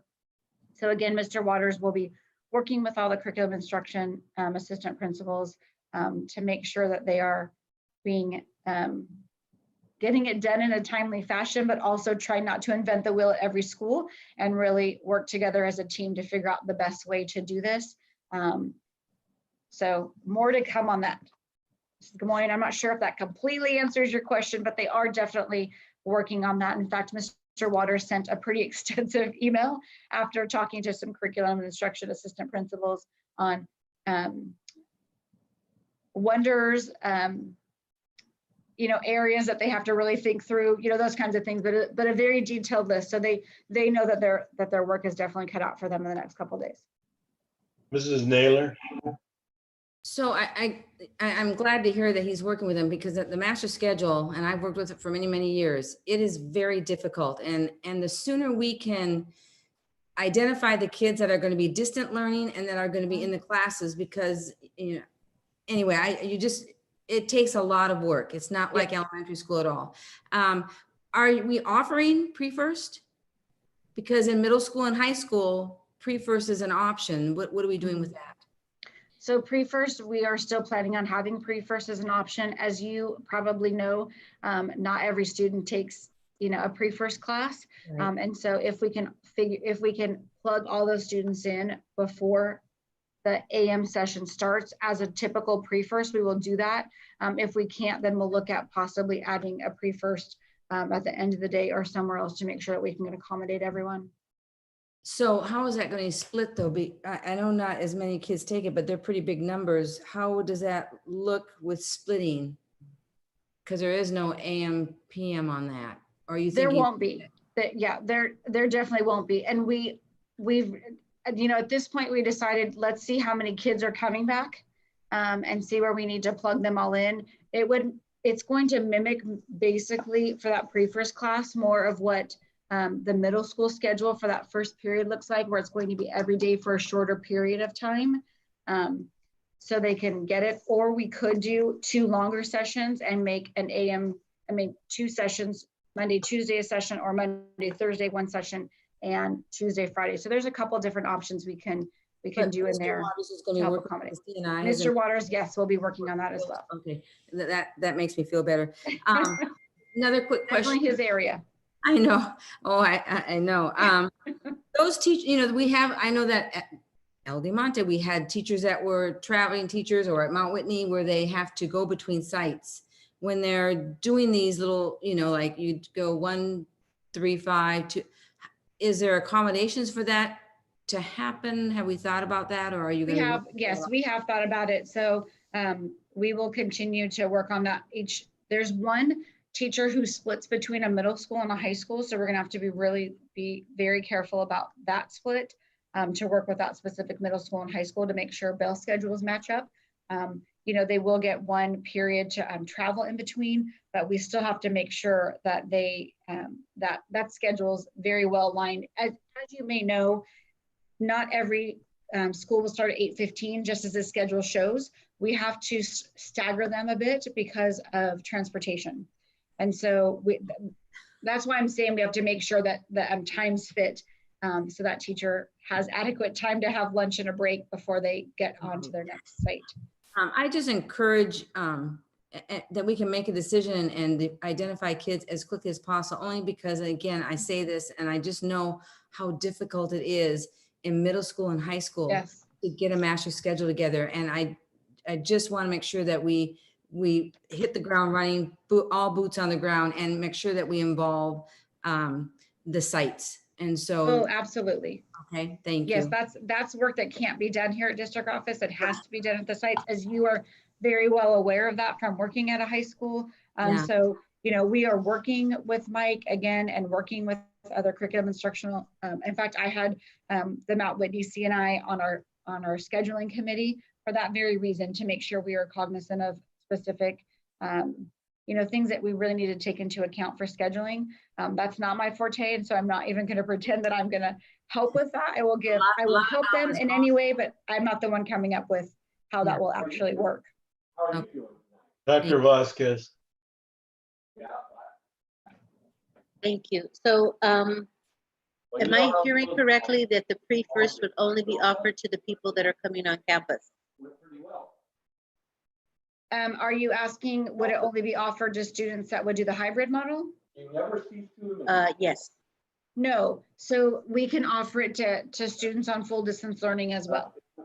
So is this model not just for hybrid people? It's also for the on campus of the online? So students that will do a full distance learning model, their schedule may be similar in that teachers need to know, because in middle school and high school, if you're in their period 1, right, you need to know that if you need to have a Zoom meeting with them or teach a lesson, whatnot, or put something on and make it due, that this is your time period for that, even though they are not going to be online all hours of the day. So then we don't have teachers overlapping and each of them saying, okay, get on at 9, we're going to have a meeting. So they will have a schedule of when they can get on and off. I hope that makes sense to you. So they still will have a schedule, but they're not going to be online all the time from 8 They'll until have like office hours, but the office hours actually be class hour. Exactly. When they can do that. So then more than likely, if they do a pre-first, that it'll be before that timeline, so it won't be the traffic. Okay, Exactly. I understand that with the high school and the junior high, the whole master schedule, and it may determine whether they go in the morning or the afternoon, depending when that class is offered, like if we have a class that only has so much. But for the elementary, will people be able to choose if they want morning or afternoon? Or are we gonna do a lottery? How is it determined who gets to come in the morning Yeah. and who gets We're to going come in to the do our afternoon? best to keep families together. So we're going to have to work through that depending on the needs. You know, we've talked about first plugging in the elementary students and then working through the middle and high school siblings, and or going the opposite way because high school scheduling is so complicated. So we haven't decided which direction we're going to go, and it'll probably be a combination of both, a little bit of back and forth until we can figure that out for families. But we're not going to, we're too large to give people preferences. So we're going to do it by families based on the needs of the scheduling of those students. Okay, and then I'm a little concerned with our traveling teachers. Like I know that the PE had like a whole rotation, so I might be at this campus and then I might be at the other campus and then I might be at the other campus. Are we going to try to change that so that I have just these 2 campuses or these 3 campuses? I know for some of the music teachers, you probably can't do that, so that we're limiting the contact. And then what if somebody does get sick? Does that mean, you know, the whole class goes down? Do we have these things? I mean, I've looked at lists for other schools, and it's really sad to say we need a form in case somebody passes and what we're going to do, but that's our reality. What kind of things do we have in place? So I've been talking with Mimi Bonds, who oversees the PE team, and the PE teachers have been, talking amongst themselves. They're a pretty tight group. We have 24 when we look at PE teachers and our aides. So we can almost have one at each site with just a couple that have to share in between sites. So we're looking to see if we can cover it that way. Just like you were talking about, we don't want to have them continually mixing groups going back and forth throughout the day. So we think we can do a pretty good job of having them at a site with just a couple switching between sites. So we're trying to work out every detail. Again, we had someone from PE on our committee. Mimi joined a couple times. We had Robert Hines, who is filling in for Destiny. He's a music teacher for elementary. So I had each of those people represented to make sure that we were looking at their schedules as well and how they would work into this. Was there a VAPA committee or somebody to deal with band and all that to kind of decide how those would be handled? So like I said, Robert was on our committee. He's elementary team, but he's filling in for Destiny. So he was helping us think through all those different things. Band at high school, middle school is really going to have to be worked through the staff at high school because of the scheduling requirements for that. That was something we felt like we couldn't really say district-wide, it'll work this way or that way, depending on, because each of them have a few different courses that they teach. And so we're going to rely on the site to help with that. Of course, we'll assist as needed, but that's one of those things that we didn't want to micromanage because of the uniqueness of their program. But that's not really a site thing, is it? I mean, isn't that a bigger picture, like instrument distribution? That's really more of a district thing. All the contracts that I understand are paper forms right now. Is somebody looking into an electronic version? So it's not like we send it to them, they bring it back. In other words, to minimize the contact of the paper trail, we do have somebody on making that an electronic process. So we're using both mailers. In fact, high school, middle school already has theirs together and it's at the print shop. So they added extra forms in there so we could they could get them in the mail, or they're going to have them digitally available as well for parents. Our forms that we're going to be signing this year when we give out technology, those are going to be available on PowerSchool so they can fill them out there and digitally sign them, but a paper copy will be available as well. So we're trying to make it available both ways for parents.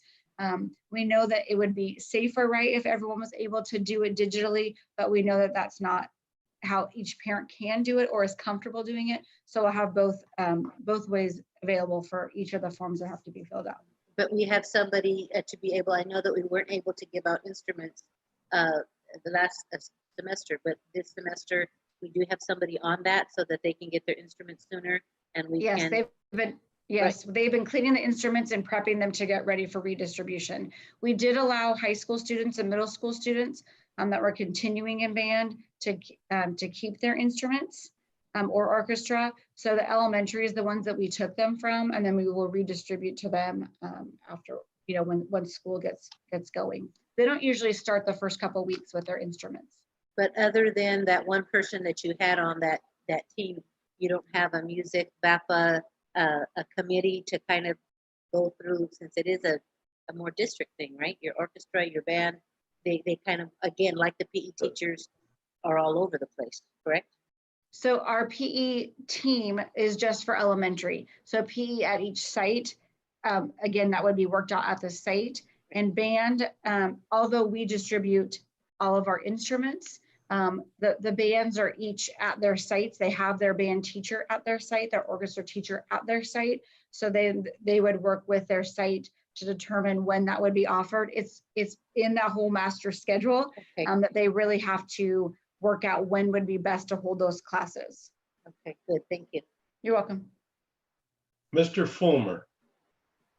How have we arranged for our more aggressive high school students to take classes at COS? We have been talking with VTech. So as you know, they're Visalia Technical Early College, and Mr. Davis was concerned and was trying to make sure that his students, if we chose this hybrid model, that they would be able to attend classes. COS is on a full online next year, at least for the first semester, to my knowledge. And so they assured Mr. Davis that they would be able to work that out with his students. We have 4 other high specifically. schools. We do. So again, that would be something that would be taking place at the high school. Like Mr. Fulmer, I know you have grandkids that are now gone, but you had them here. Each student will have to be looked at separately. So like I have a daughter that's a senior and she's going to be taking 2 COS classes next semester, and she had planned for her last 2 periods to be free. So that's going to be, again, working with each student to see which they would fit into best, AM or PM, and then to make it work with our COS classes. So when Dr. Raveline was saying, we first started with saying elementary, we'll plug them in first and then move up. We've come to the consensus in our scheduling committee that we really need to look at high school students first and then go down, meaning that we place them where they need to be based on band, orchestra, all those auxiliary classes. And then as well as, are they taking COS courses? And then when are those, because they've already signed up for courses, right? So they know when they would go. So for my daughter, she would prefer, of course, to be in the AM session so she could take her class at COS. And then her sister would then, because we're trying to keep families together, be placed in the same either AM and PM that she's in. Okay, so we To are the best of our ability. Okay, thank you. You're welcome. Anyone else? Moving on.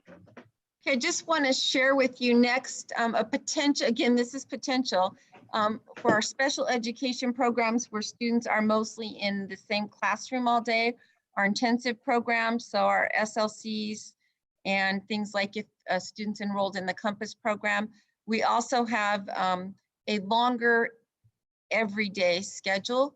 So they would potentially be going 5 days a week, having breakfast in class, a combination then of in-class instruction, services and therapies. And again, for those students who are on an IEP and it's very intensive services, it's based on that agreement on the IEP.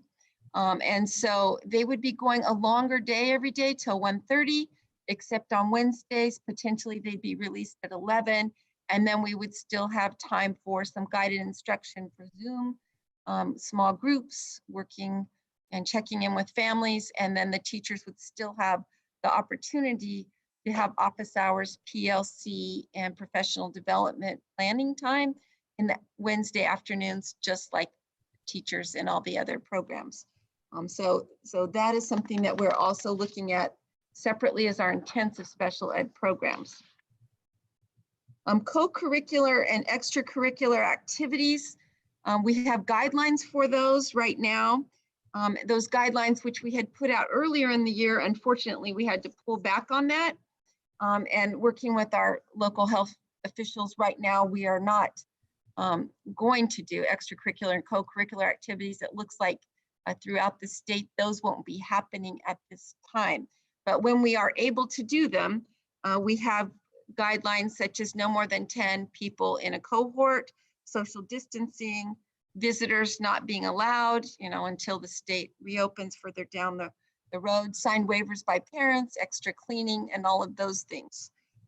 Get a little bit more into that later, but we're still waiting for that July 20th date for CIF for sports to consider if there's going to be sports at all this year, if they'll start later in the year, what that might look like. And I think they're also waiting for further guidance from the state before they announce anything. Some things like singing apparently can spread your particles from your mouth as much as 30 feet.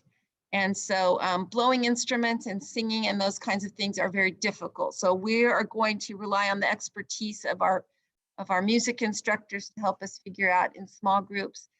Maybe they'll go outside to practice or things like that, so they're not in the same air space indoors. So we've got a lot of things to work through, but we have staff that is working on that. So these are guidelines for when we are able to reinstate those things. We also have our family and community supports. And so we've talked a little bit about the workshops already. That's one of the main things that our families are asking for. We have our district liaisons who are, again, as we talked about several months ago before we closed school, now developed and working in teams with our attendance technicians and our social workers. So we have family outreach teams for each of our feeder groups in the district. They will continue to outreach to schools and to families, and we will continue to have our call center available and continue as needed to have surveys to our families and communities, because sometimes what a family needs for supports or how they want to be served, it can change very dramatically in a month under the conditions with which we're working. And then again, our community agencies that we work closely with, especially Pro Youth Heart and other community supports, continue to working with them to provide supports for our students and our families. Our resources, and this is partly why this is still in draft form, is that we have to finish building this out before we publish it. We are going to providing this online, so we will have links onto various resources in these areas that you see. And others, I would assume. I think we'll keep building on that for technology and instruction such so that we have resources available for our families as well. Before I move on to the next portion, I want to take a moment to thank Robin Narahara. She is the person who has been taking this information from these various committees, which again consist of 2 months worth of work with hundreds of people, staff, classified teachers, administrators, parents, community members, medical personnel in the community and such. And she's taken all of their work and put it into this beautiful format as a resource for families. It's pretty amazing that she did that. So I want to thank Robin again for that. When we finish this up, yeah, she's awesome. When we finish this up, like this will be our springboard for our staff sheets, because we're going to need to, and these are underway, have checkoff sheets based on this information for our office staff, for our custodial class, for our teachers. There's going to be routines that need to be put in place and things that are going to be daily and weekly that people need to do that's different for health and sanitation reasons. And so this guide is for families and all of us, but then we'll go deeper for staff planning. On our next steps, a lot of work's done and more to come. So we are going to, for extracurricular and co-curricular, I sort of covered this. We're continuing to work with the Tulare County Health Department. Visitors, when we get into this, will not be allowed on premises at the beginning, so families won't be able to watch their children practice and some of those things. So we're going to have to work through all that if and when we're allowed to return to extracurricular and co-curricular.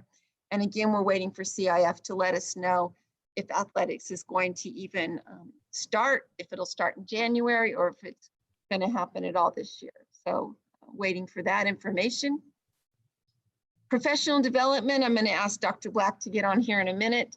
So we went over some of this. We're starting with our learning management system, and there is training going on right now in Schoology, which again integrates with our PowerSchool system, which is our student information system.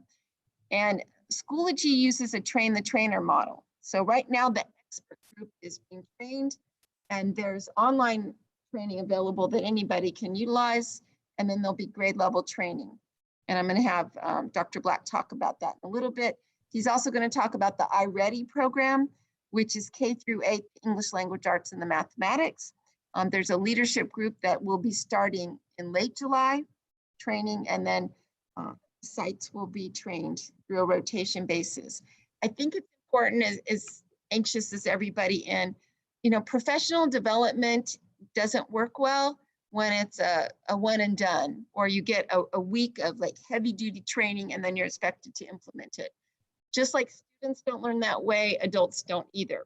So that is why those Wednesday afternoons are so very important, so that we have time for our teachers to try out new things, to learn new things, to have time to process, work with experts, and then practice integrating it with their students, come back together, talk about it with their professional learning communities, see what works and see what doesn't.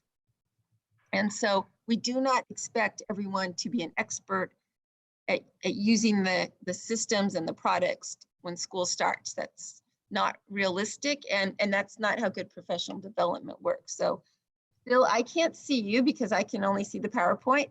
So please let us know if you're available. I am here. Okay, can you please fill in the parts I didn't touch upon? I think you touched on a lot of it already.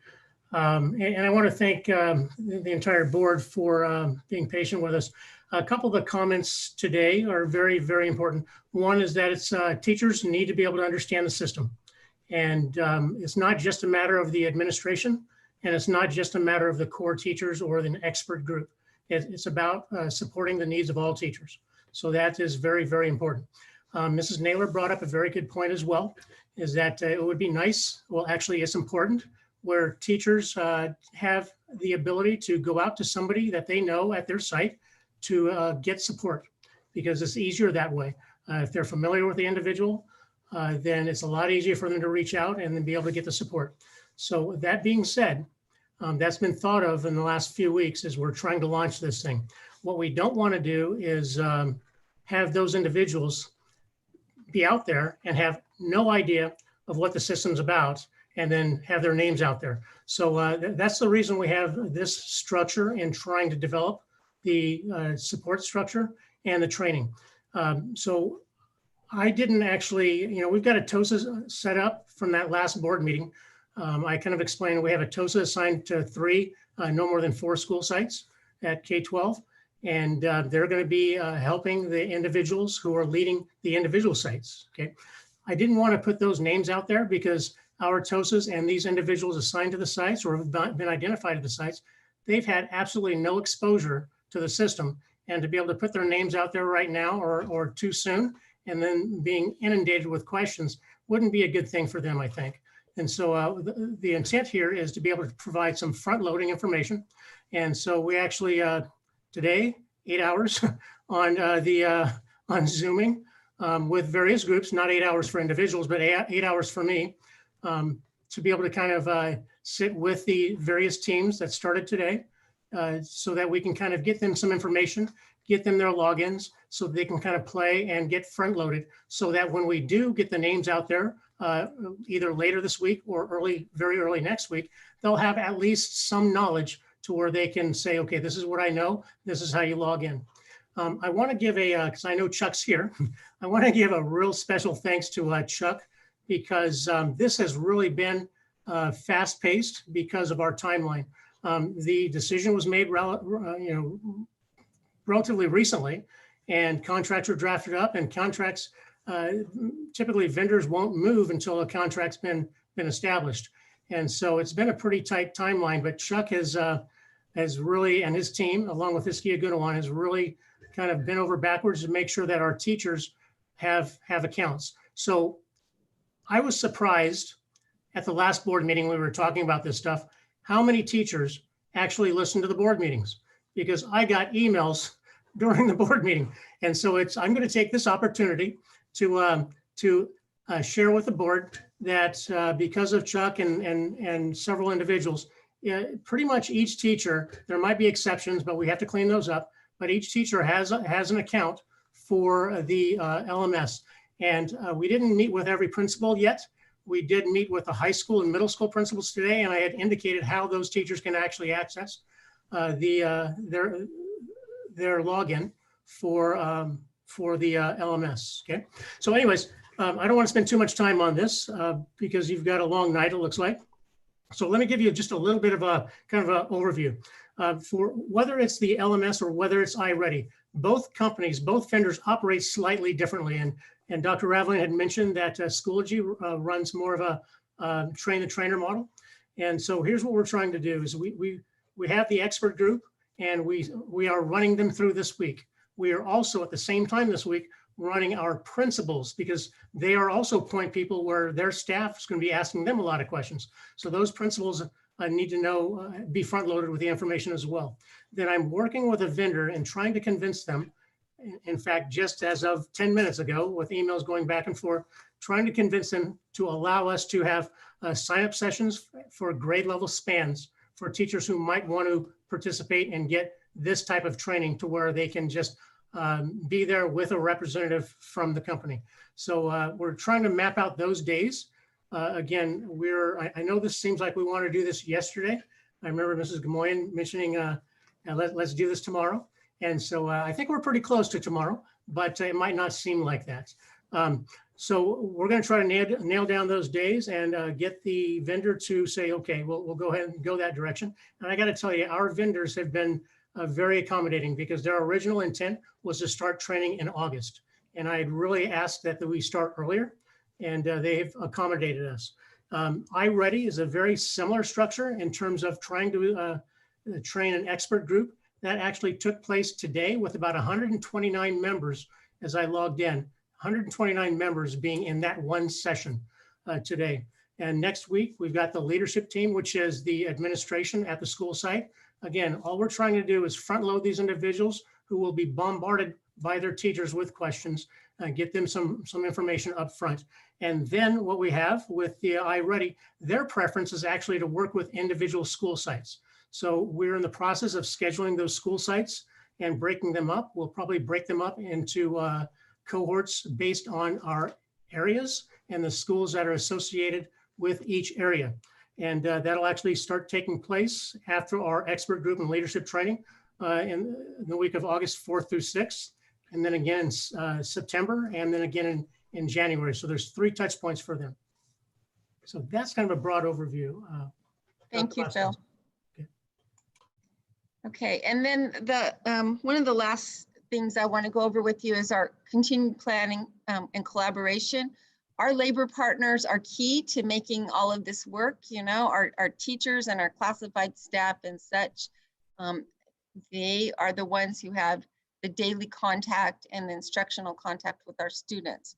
So we're going to continue working with them, and specifically working with the employees who need accommodations for either their own health reasons or because they have a family member with health impairments. Our instructional committees, again, there's many subcommittees. They are implementing the training plans, and that will be ongoing throughout the school year and built into the schedule for everyone. Our principals and our facilities folks are developing plans for classroom spacing of furniture. There probably is going to be some items in classrooms that need to be removed, but they're going to work with their site and staff and do that on an individual basis. And then we have to continue to plan for shutdowns, going 100% distance learning if COVID cases spike, or if the state says you're going 100% distance learning and such. There could be many reasons that might happen. Regardless, the hybrid schedules that Dee Dee shared, which again are proposals and potentials, those are still great to have even if we're in distance learning mode, because again, you have to have a schedule, especially if you're at middle school or high school, or if you're elementary and you're having services also added on, such as speech therapy or music and PE, any of those things, you have to have a preset schedule. So the work we're doing, it's vital that we continue it as things roll out from the state. Again, things can change. That's all about being fluid. So we are working on this, the guide that we shared tonight. We're going to finish translation and finish those resources and get that out to the community. We'll communicate our updates, and then we are going to be sending from each school site a commitment letter for students if they want the full-time distance learning. We need to know that. That's going to be a pretty quick turnaround, because then we have to work with teachers, and that can impact secondary master schedules. With that, just a reminder, and I keep using this graphic because things can change. We plan to go in one direction, but you know, at any time we could be sent in a different direction, again, for a variety of reasons. At this time, Greg Price, who's the president of VUTA, would like to speak with you. So I'm going to invite him to come on to the Zoom meeting. And Mr. Boone will let him in. Dr. Vasquez, you had a question? Yes, I did. I had a question for Dr. Black, please. The training that you're talking about, that's all happening online, even though you're doing it by site? Yeah, to see if I can get my video back. Okay. I'm sorry. So if I heard your question correctly, the training is online. It is definitely not in person. So when you say online, there's two different interpretations of that. Online would be kind of like live online using like Zoom. So we've got somebody on the other end who's kind of like coaching individuals through the various screens. That is online. Yes, it's virtual. The second online piece would be, okay, we've got a training that was offered to a select few, like 129 individuals. That training was recorded. And so what we do is we'll take that recording and we'll place that in Schoology for our teachers. I'm speaking to those who are watching now, for our teachers to be able to log in, access, and view, along with modules, early modules says how to get started. That would be something that's, as they said, asynchronous, something that they could do on their own without a live person directing that. Okay, so those are two online options. One is kind of like a live thing. One is not a live thing. Well, it's just that you had mentioned that you were going to do it by campus. Okay, yeah, so the campus is the same thing. So absolutely, the iReady, their preference is to work with individual schools, and that will be through Zoom as well. It'll be distance. Their preference is actually to be at the site, but because of the COVID closures, that's just not an option right now. Maybe somewhere in the last half of the year, we might be able to do something where they come out, but that is their preference. It's actually going to be the ones on campus, then everything's virtual, but the ones on campus, you actually have a cohort of the people from your campus and it's live. Correct. So yeah, so I know this is really a lot of details. So we have cohorts, that would be the expert group. So there's a small group at the campus. And then the other side of that is that when, for instance, when iReady goes out and works with a site, that's all teachers at that site. Okay. Because they'll have multiple trainers on that Zoom. Okay, good. And the ones that you're, the 129 are your train the trainer people, what you're Correct. Yes, ma'am. Okay, that makes much more sense. Thank you very much. I just didn't understand your comment about doing it on campus if we were still doing everything virtually, but thank you. Thank you for asking. Ms. Gamoya. Yes, Dr. Black, how soon can, like if the teachers that are real tech savvy, how soon can they have their logins so that they can start playing with all of this?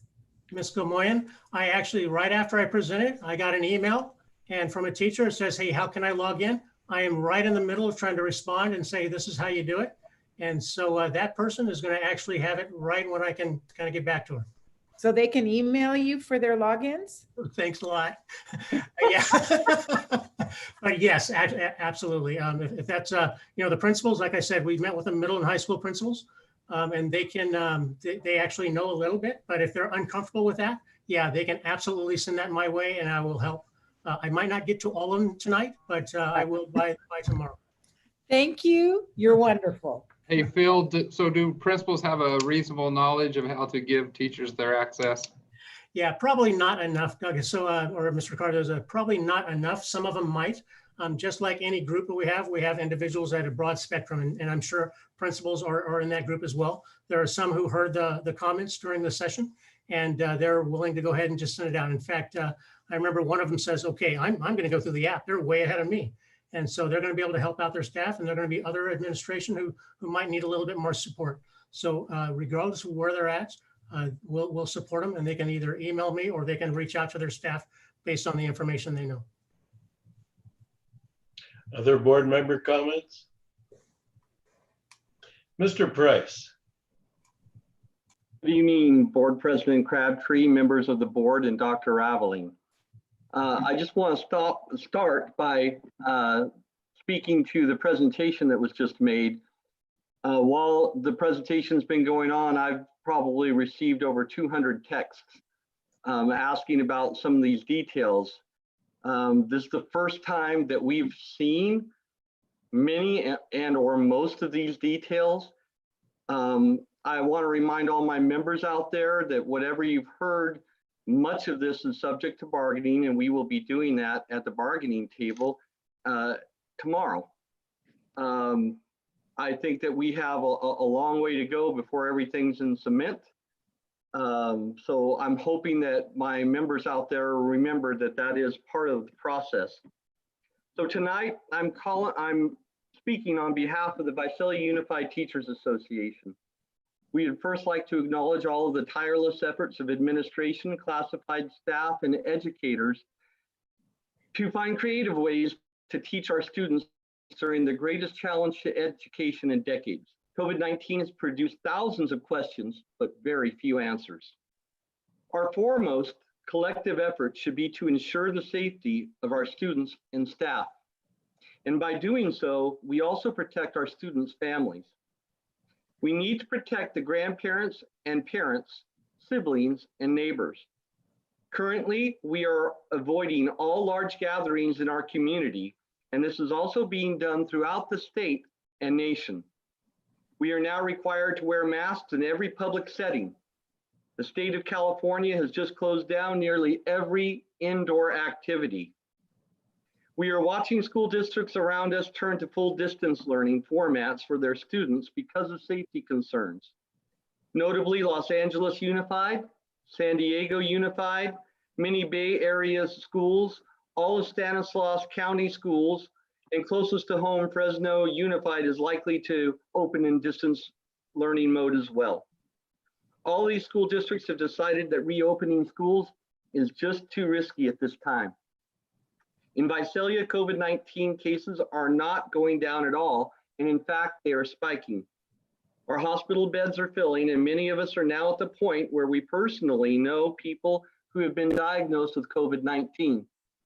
This is striking fear in a lot of the teachers and parents. Early on, we looked to important markers that would let us know if reopening would be safe. So the question is, in the county, how are we doing? Well, we haven't seen the confirmed cases of COVID-19 remain constant or go down for a 2-week period. That was a marker. We haven't seen the directive to create social distance be removed by the state of California. That was a marker. We just saw all indoor activities be banned by the state of California, and there is still a limit on large social gatherings. All of these were listed as prerequisites in April to reopen. We haven't met a single one of these. So personally, I know this is a difficult decision. I have a daughter who's a senior at Golden West. She desperately wants to go back to in-person school. We, as the grown-ups, are tasked to make the tough decisions. We all know parents want their students back in school, and so do the teachers. Above all else, they need to feel that a return to school will be safe for students and staff. We don't believe we've reached that plateau yet. Therefore, the Visalia Unified Teachers Association had their board of directors meet this morning on July 14th, 2020, to discuss our position regarding the reopening of schools. We have decided that the most prudent plan would be to delay the opening of the in-person Visalia schools until at least Labor Day, while continuing with distance learning starting on August 13th. This would give us time to teach students through distance learning using more robust tools. We can give time to train our educators on various new learning systems, Zoom, and other digital platforms. We can ensure that all of our students and educators are equipped with laptops and Wi-Fi. We would also have some time to better prepare for a return to in-person school. And finally, it gives our community a bit of time to prepare for the hundreds of details that will need to be resolved as we return the majority of our students to in-person school. The educators of Visalia Unified respectfully ask the Visalia Unified School Board and staff to start school with distance learning and continue in that model until at least Labor Day. We propose that in-person school would begin after Labor Day or when it is determined to be safe, and distance learning would be used to open school on August 13th. We want to make sure we are clear about that. We should accelerate our efforts to begin with distance learning, and we would continue to shape our return to school, thus ensuring a smoother transition between distance learning and in-person education. Thank you for your time. Thank you, Mr. Price. Is there any board member comments? Are you finished with your presentation? Okay, Yes, thank sir. you very much. Yes. Do we have public comment on this item?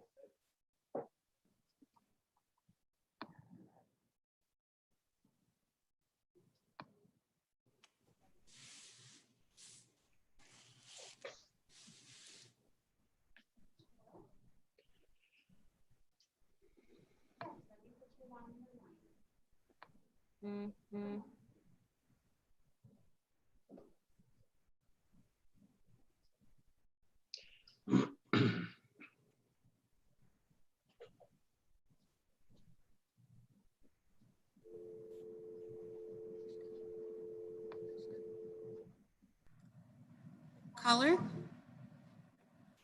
Go ahead. Yes. Okay, I just have a question about the parents doing the pre-COVID screening at home. Could you give us your name, please, caller? Are there? Caller, they're asking for your name. Oh, my name's Nikki, and I have two students at Global Learning Charter School. So I'm calling to ask about the pre-COVID screening that parents are supposed to be doing at home.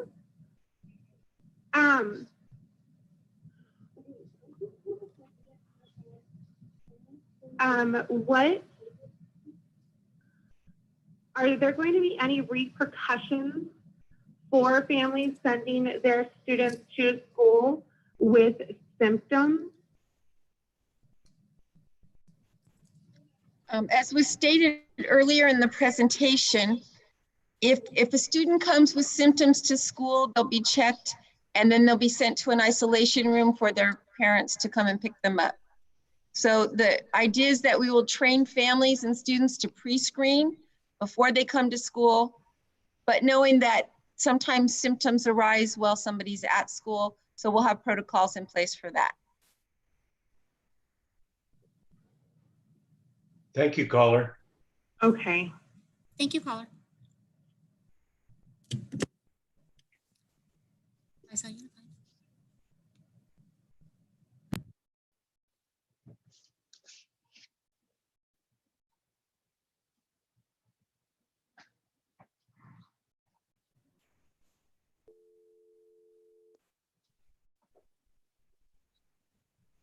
Caller, go ahead. Hi, this is Nancy Nauman. I am a teacher at El Diamante High School, and I just had a couple of comments. So one of the things that I have been worried about is the number of students who I have in the past had come to school who are sick, knowing that they are sick because they want to participate in certain activities. And my question is, how are we going to prevent that from happening when there are parent screenings, whether the students participate or communicate with their parents or not? Also, I have two questions. The first one is about the accessibility of subs if for some reason a teacher needs to be out for either being sick or personal necessity, and how that's going to be handled. And the last thing is, I am a teacher who is knowledgeable in technology, and looking at the distance learning model and all of the technology that is available, how is hybrid, where students aren't going to be able to move around the classroom, they will not be able to be in groups, actually a better option for best practices when we have technology available that will allow us to do group learning, such as Zoom breakout rooms, so students can collaborate. And so those are just some questions that I had that I would like a little bit more clarification on. Thank you.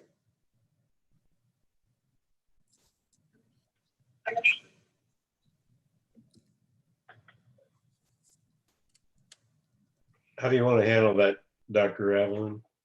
You want to answer, find out from this teacher and get back to her? I can't hear you.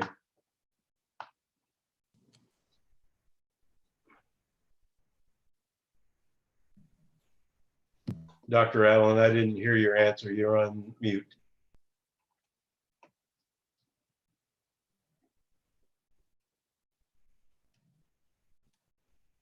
Can you all hear me? Hi, my name is Patricia Wright. I have 3 children in the school district. I have high school, middle school, and elementary. I'm very concerned about scheduling. One of my children has an IEP, and she's my first priority. And I want to know, how can that be addressed without being slipped underneath the rug, missed? We've had to fight very hard to get her the services. And I want to make sure that my daughter and all 3 of my children are in a safe place. And I don't understand how that we are going to be able to provide safe education in so many schedules and all that. So I want to know, I'm sorry, my first question is, how are you going to consider the IEP needs to correlate and get on the same schedule as the rest of my other children?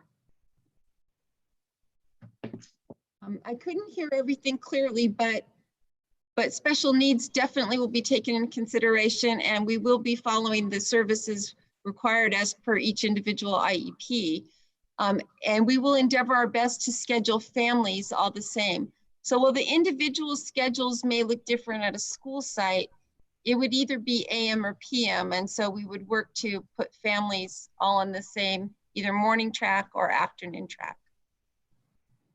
Okay, so then I am 100% in agreement with the teacher association and thinking, like, why can't we just distance learn, put all our effort into that right now, and when our numbers in our county are lower and in a safe place, we have more time to prep, we have more time to see what works and doesn't work. Cleaning wise, I mean, an hour and a half is not enough time to clean an entire school. Just at our elementary school with 1 custodial staff, and that is an impossible task. And to be able to give the teachers a prep time, to be able to give teachers the breaks that they so need, to make sure that they're in a safe place, and that an hour and a half is not enough time at all. And I feel like that needs to be addressed before we open in 4 weeks. Thank you for your call. Thank you for your call. You're not going to answer my question? Do you have an answer for that right now, Dr. Ravelin? Well, with the cleaning, yes, easily.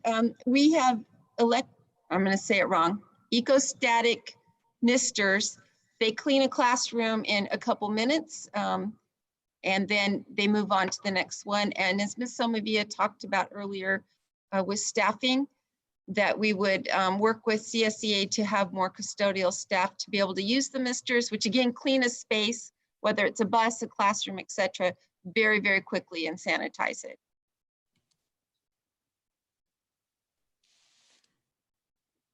And just as a point of order, whoever's running the timer, can you make sure we wind the clock back a little bit to allow for the full allotted time? Thanks. Well, I was going to allow for a little more time as well. Thank you, Megan.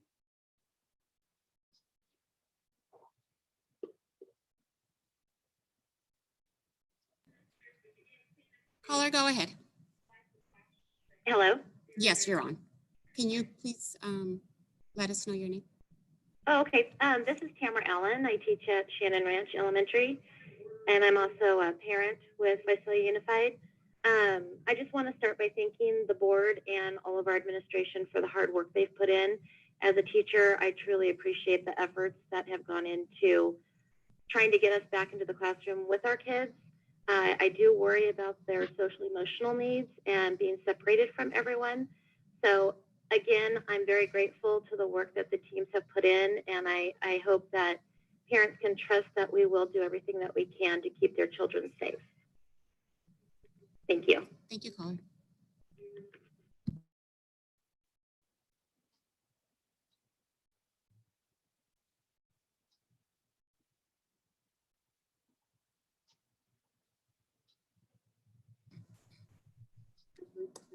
Caller, go ahead. Hello? Hi, you're on now. Could you please let us know your name? Yes, my name is Stephen Inglesby, and I just had a question just regarding the choice. Could you tell us your name, please? I didn't get your name. My name is Stephen Inglesby, and my question, comment is in regards to the survey results that came out, that showed somewhere in the range of 25% of families were interested or committed to doing full distance learning, and how that would impact physical space in the classroom. Does it, and how much physical space or additional physical space would be needed as it pertains to what's the percentage of numbers of students per classroom that we would be able to maintain physical distance. Does that make sense? So if 25% of students aren't going to be there, does that allow a full return model where 6 feet physical distance needs to be met? Yeah, I think I understand your question, caller. That number, again, is based on 10,000, a little over 10,000 of our respondents, and we have about 29,000 that we would need to know. So we'll be sending out letters to our families very soon and asking for those who are interested in 100% distance learning to make that commitment for a semester. Once we have that and we know by school, by grade level, high school, what subjects they might be taking 100% distance learning, then we can better make that decision based on the question you're asking. What we think right now is in our classrooms, we can handle half the capacity. So if we can handle 15 students in a classroom plus the teacher and maintain the 6 feet of physical distancing, that we see as doable. And then if the numbers drop to 13 or 14 in a classroom, that's even better. At this point, we don't anticipate that there'll be enough out of one classroom to be able to bring everybody back. And again, I know it's been a very long presentation, but we are anticipating additional guidance from the California Department of Public Health, which is supposed to be stronger than the guidance that we've received in the past. We don't know what that'll be or exactly when we'll get it. Thank you for your call. Thank you, caller.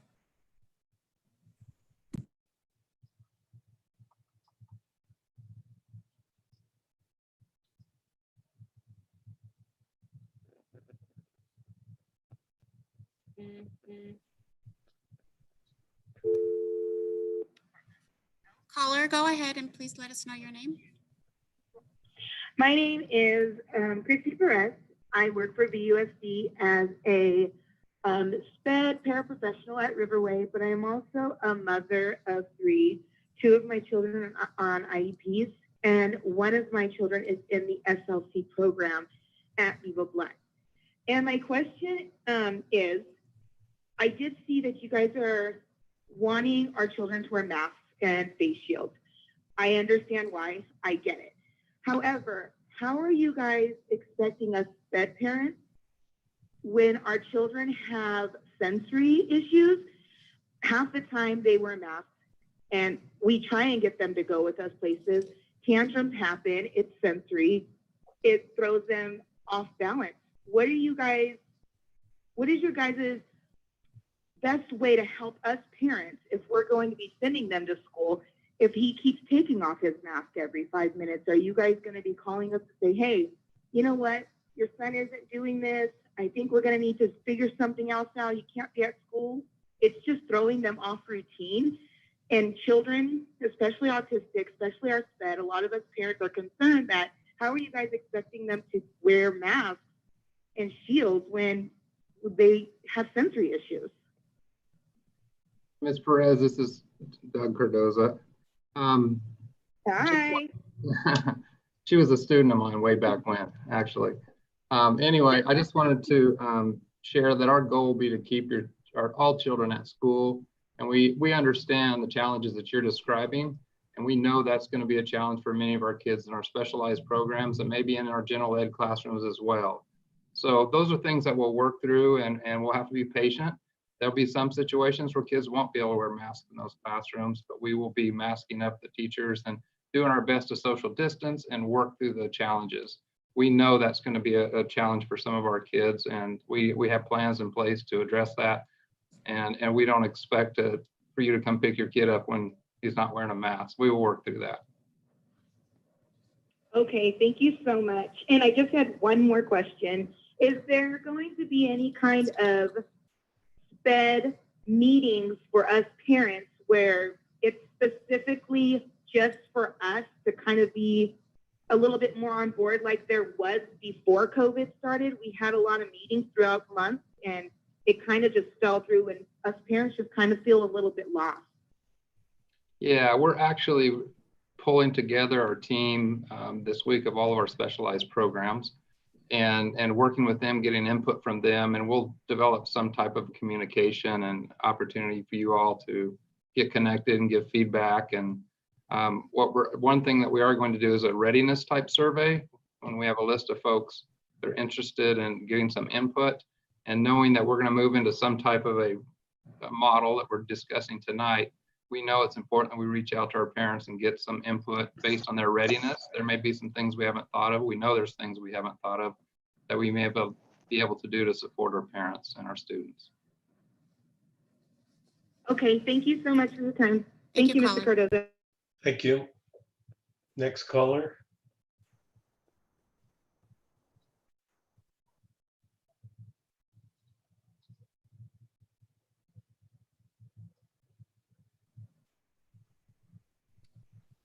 Caller, go ahead.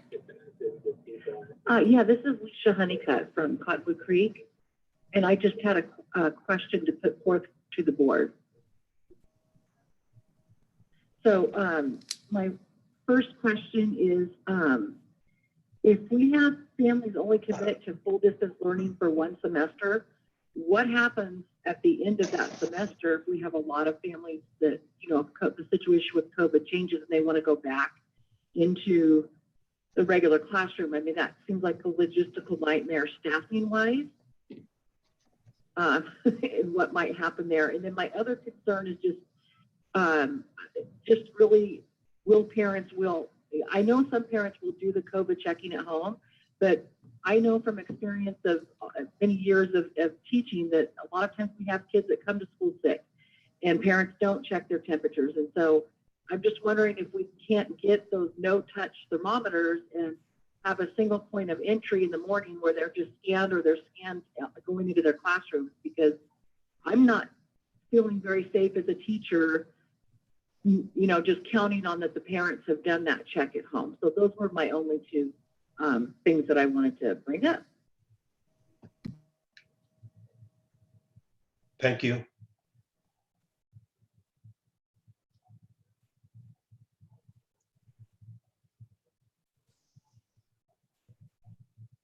Do we have some parents out there that have called in?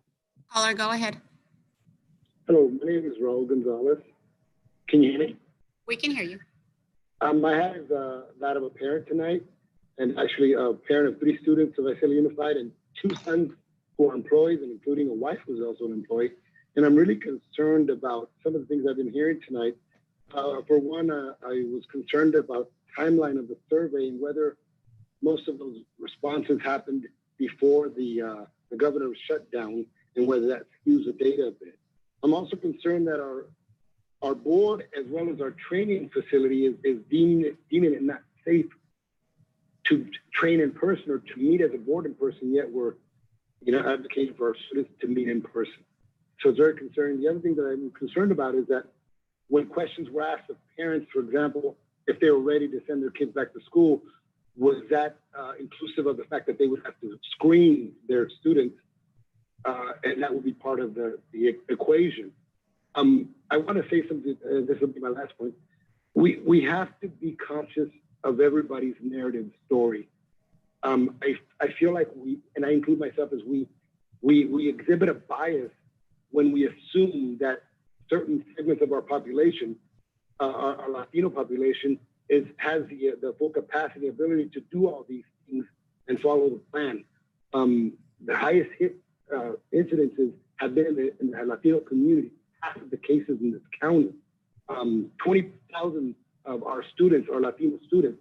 So it really behooves us to have these answers and have this data be true data before we can make this determination, because there's no room for error in this.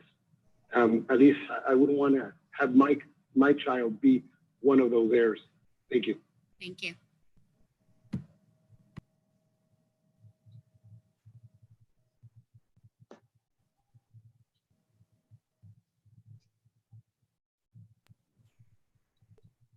Caller, go ahead.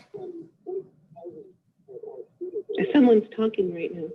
Oh, you know what?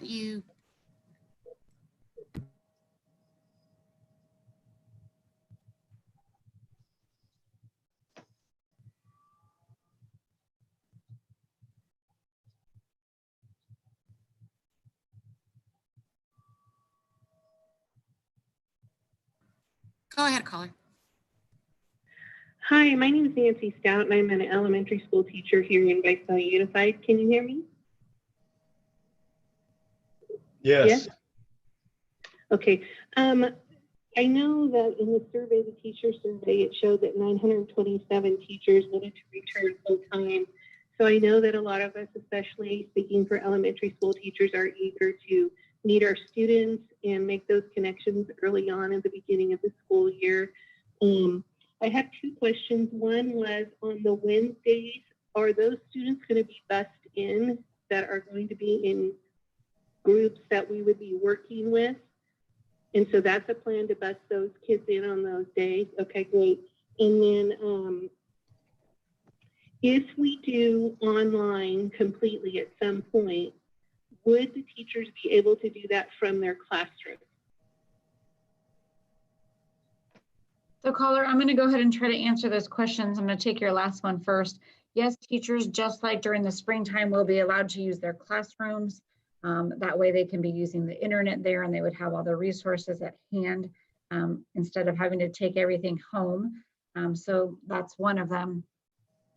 As for busing students in, some of these sessions will be taking place via Zoom, and so there won't be a need to transport students back and forth.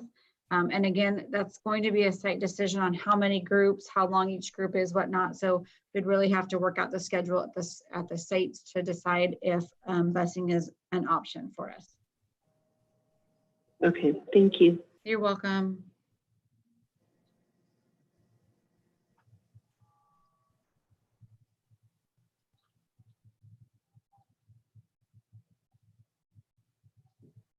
Go ahead. Hi, Hi, please let us know your name. Shannon from Viva Blunt. You're speaking to the board. Is it my turn? Yes. Okay, sorry. Hi guys, this is Shannon Cannon, a teacher at Viva Blunt Elementary. I want to agree that I'm very thankful for all the work you guys have been putting into so far. I also wanted to state the fact that you said that 927 teachers were ready to return, but our VUDA representative said that we were not ready to return and ready for distance learning, and I am not ready for that. I walked on campus today, and was completely filled with happiness, knowing that I was back where I should be and feeling the routines that I'm ready for. And then walked away from school thinking that that might not happen this year and feeling complete overwhelmed with sadness and anxiety. And I know our kids need to be back at school. They need social emotional. They need to be with kids. And I think there's a lot of things we can do to protect them and keep them safe from all of this craziness. Thank you, Mr. Cardoza. I just wanted to comment on that. I know Shannon well, I know her passion. But I want to chime in on that. And the one thing that I do know that we do well is teach kids at school. And teachers like Shannon and all of our teachers, I know that when we put them in a situation to teach kids face to face, they get the job done. I have confidence that they will social distance and do everything they can do to protect our children. So, you know, that's something we do well. The distance learning is something that we're learning. That's not our strength right now, but working with kids face to face is definitely something we're good at. And we've got teachers out there like Shannon that'll get the job done. Thank you. We have gone past the 20 minutes. I wish we could have got some parents calls in, but if you have some questions that you do not feel were answered, please call the telephone number at VUSD. The call center is 559-730-7300. Okay, thank you, Dr. Avalon. Good presentation. We'll move on to the consent agenda. Does any board member wish to pull an item? Mrs. Gamoyan. I'd like to pull number 8, please. Any other board member? I have a motion for the remainder. I have a motion by Dr. Vasquez, a second by Mr. Fulmer. Trustee Crabtree votes in favor. Trustee Guerrero. I'm sorry to interrupt, but I was trying to get your attention to pull number 3. Number we 3. Could pull it off of the consent agenda. I was not giving you my first. Okay. Thank So you. number 3 has been pulled. So I need to call again for a motion for the remainder. I have a motion by Mr. Fulmer, second by Mrs. Naylor. Crabtree votes in favor. Mr. Guerrero, Trustee Fulmer, Trustee Gamoyan, Yes. Trustee Naylor, Yes. Trustee Foster, and Trustee Vasquez. Yes. All right, number 3. Ms. Vasquez. So, yes, sorry. So yes, I asked this in a closed session, but I wanted to make a clarification of the 35 people that I see listed there. These are people that we had a whole bunch of people that we had to let go when we were doing our budget cuts. So I had heard that there were, our intention was that we thought maybe only a dozen of them were going to be displaced and we were going to try to find room for others. That process is still ongoing. Can you, Didi, kind of give us an update like you did in closed session as to the 40 or so, the 35 that are listed here, or of the, we had like 120 at the beginning, how many actually have not been placed? Because I'm hearing rumors that there's 60, I see only 35 here. So I just wanted to have a clarification so everybody has that transparency that we still are working to employ those people that were let go. Thank you for polling so we can explain this. There were 86 originally that were on the elimination list. We placed over half of those in equivalent positions. We had 41 that were laid off. 5 of those 41 chose to be laid off, meaning that they were offered a position and declined the position, which they have the right to do. We have an MOU with CSEA that we will continue to offer positions to each of these like we normally would do, although we will be calling them and or emailing them on their personal emails when positions come available to make sure that we get a hold of them and offer them positions. Like I said in closed session earlier, I just signed an RFP, which is a request for personnel action, meaning that we have 2 clerical positions open, which will be filled with people on our layoff list. So that's a continuing process. We hope to get all of them back working for us if they so choose to. So the people that, I know that we're making shifts and that we have an hour and a half to get a whole lot of stuff done. And we've already talked about how we're gonna try to bring more custodial staff on to help during that 90-minute period. Will we also be adding some kind of positions that to help help teachers get the kids out safely, in safely?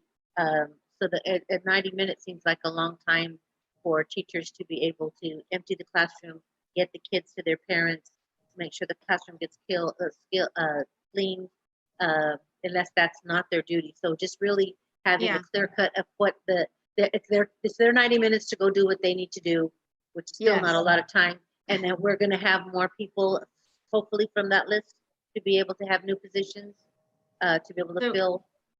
So at this time, there's not any positions that are being put forth to add positions.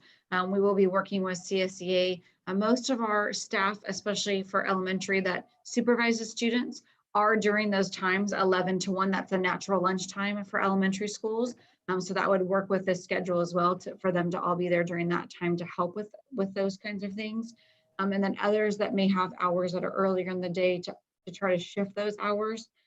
Same thing with custodial to make sure that we have enough staff on school sites to assist with cleaning.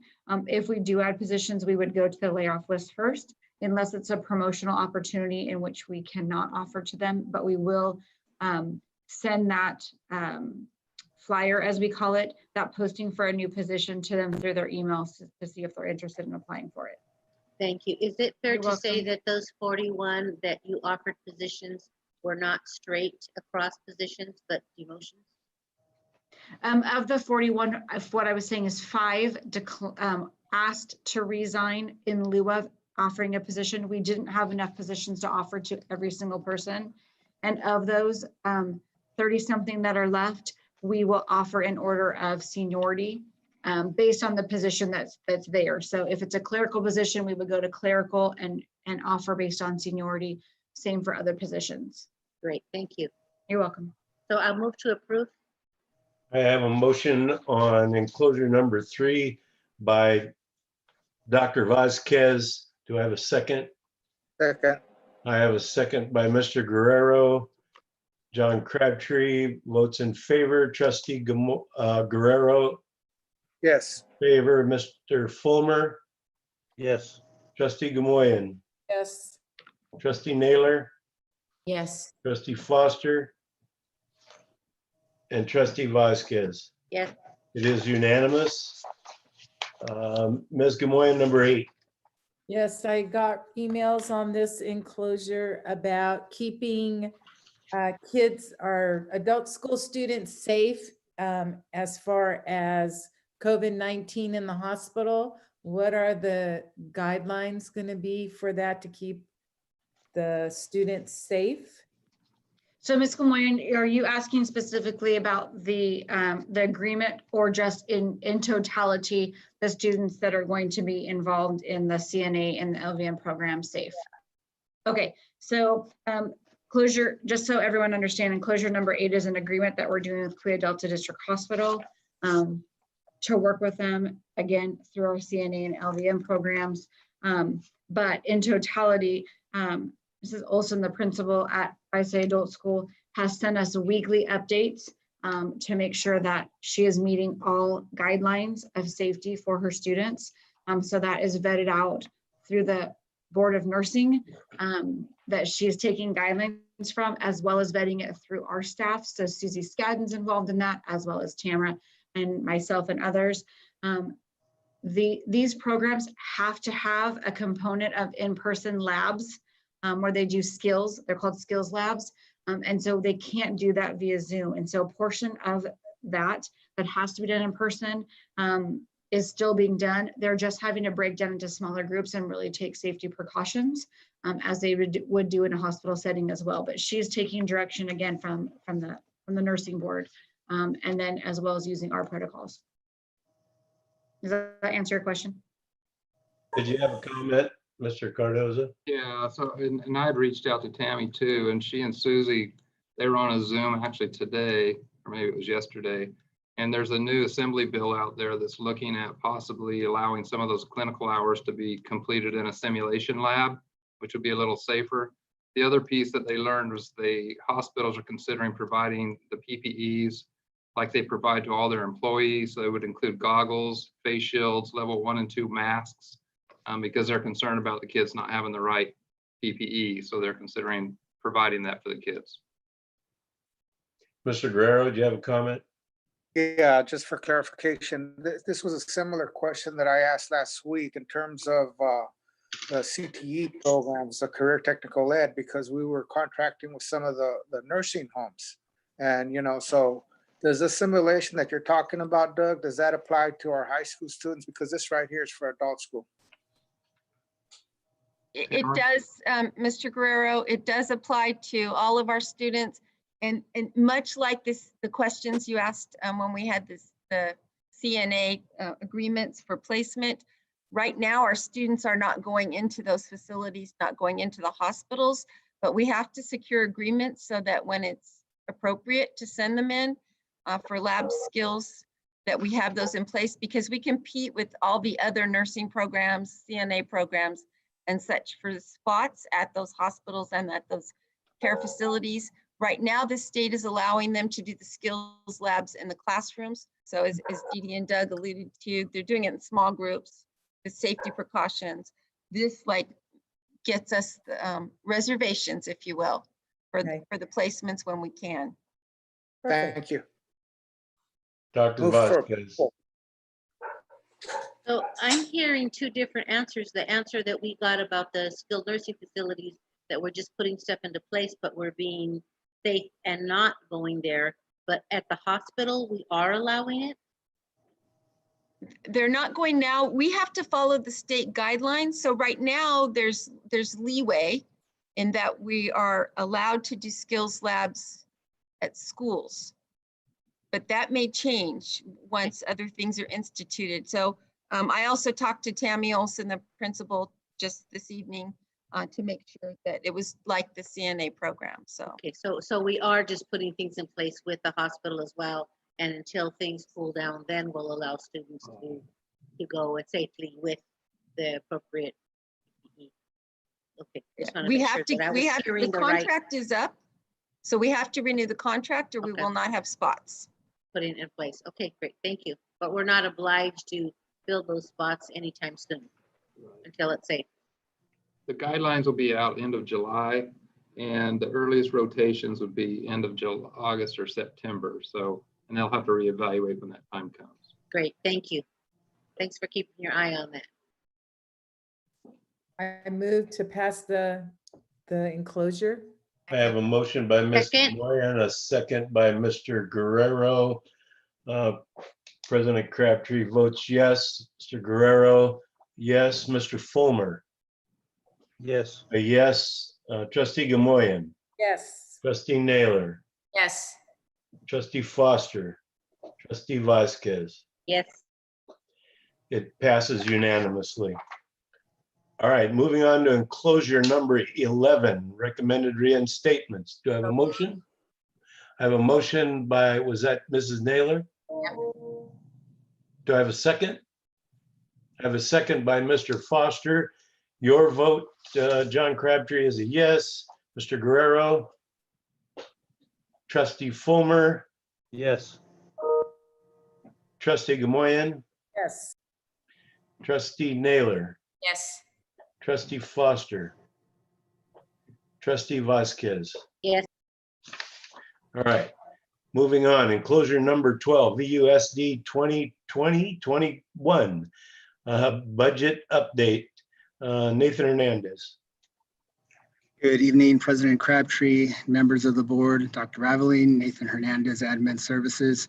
And tonight I had a lengthy budget update for you, but given the lateness of the hour, I'm going to make it a little bit more brief. We are still getting information from the state on changes in the budget. If you recall, we adopted our USD budget based on the governor's May revision. And the legislature and the governor didn't have the same idea about what the budget should be. And so there was, the legislature adopted a different budget than what the governor proposed. They had a compromise agreement that rescinded many of the cuts that the governor proposed in the May revision. And so as we are getting ready to update our budget, as we're getting more information from the state, the new calculator for our local control funding formula just came out yesterday. And so our county office will be working on that over the next week or so, and we'll provide an update to you on the 28th. So I do want to share, though, just quickly, some of the things that we'll be looking at in the 45-day revision to the budget. This is the actual items that were changed in the adopted state budget. I'll kind of walk through some of these with you. As I mentioned, the cuts that the governor proposed in May to the LCFF were rescinded. So the updated budget has no cost of living adjustments, so no increased revenue, but no additional cuts. And so that reverses those $23 million in reductions that we were looking at in our general fund. The CalSTRS and CalPERS, the legislature adopted and the state adopted the governor's May revised proposal, which was reduced rates for PERS and STRS. And so we did have that included in our budget. We are getting the additional allocations for the federal funding for the CARES Act. We included some portion of that in our budget, but the major portion, the state is just now putting together the allocations for that. And that allocation is based on our number of students with disabilities, our LCFF funding model, and then the number of students that we have that we receive supplemental and concentration grants for. And so this is the funding that's going to pay for some of these new distance learning software products. The funding is called Learning Loss Mitigation. And so this is going to help fund all of the things that we have to do to reopen school. And then there were some additional changes for special education that were some additional funding that's going to the SELPAs that will be passed through to the district. We'll update the board on those funds. New revenue projections for our categorical programs in the May revised. Many of those programs were cut by as much as 50%. That was restored in the adopted state budget, so we'll bring back the new estimates for those. In order to make those restorations, the state is increasing the amount of deferrals, and so those aren't cuts to education, but that means that we don't get our cash on time. And so we'll have expenses for borrowing money to be able to pay our employees and pay our vendors. So we'll have a significant portion, up to 30%, that will receive after the end of the fiscal year. And then you heard all of the additional things that we'll need to consider for reopening school. And so any additional cost, we'll bring that back as well. And then any changes that happened after budget adoption with resignations or retirements or any other personnel changes. So these will all come back on the 28th. At this time, we don't have the allocation amounts for you, but I will share that on the federal funding side, those CARES Act funds are going to be close to $23 million in one-time funding for our district. And so if that gives you an idea for what we'll have available to address some of these issues that we've been discussing tonight. So with that, I will stop sharing my screen and entertain any questions that the board has. Do we have any public comment on this item? The dog spoke.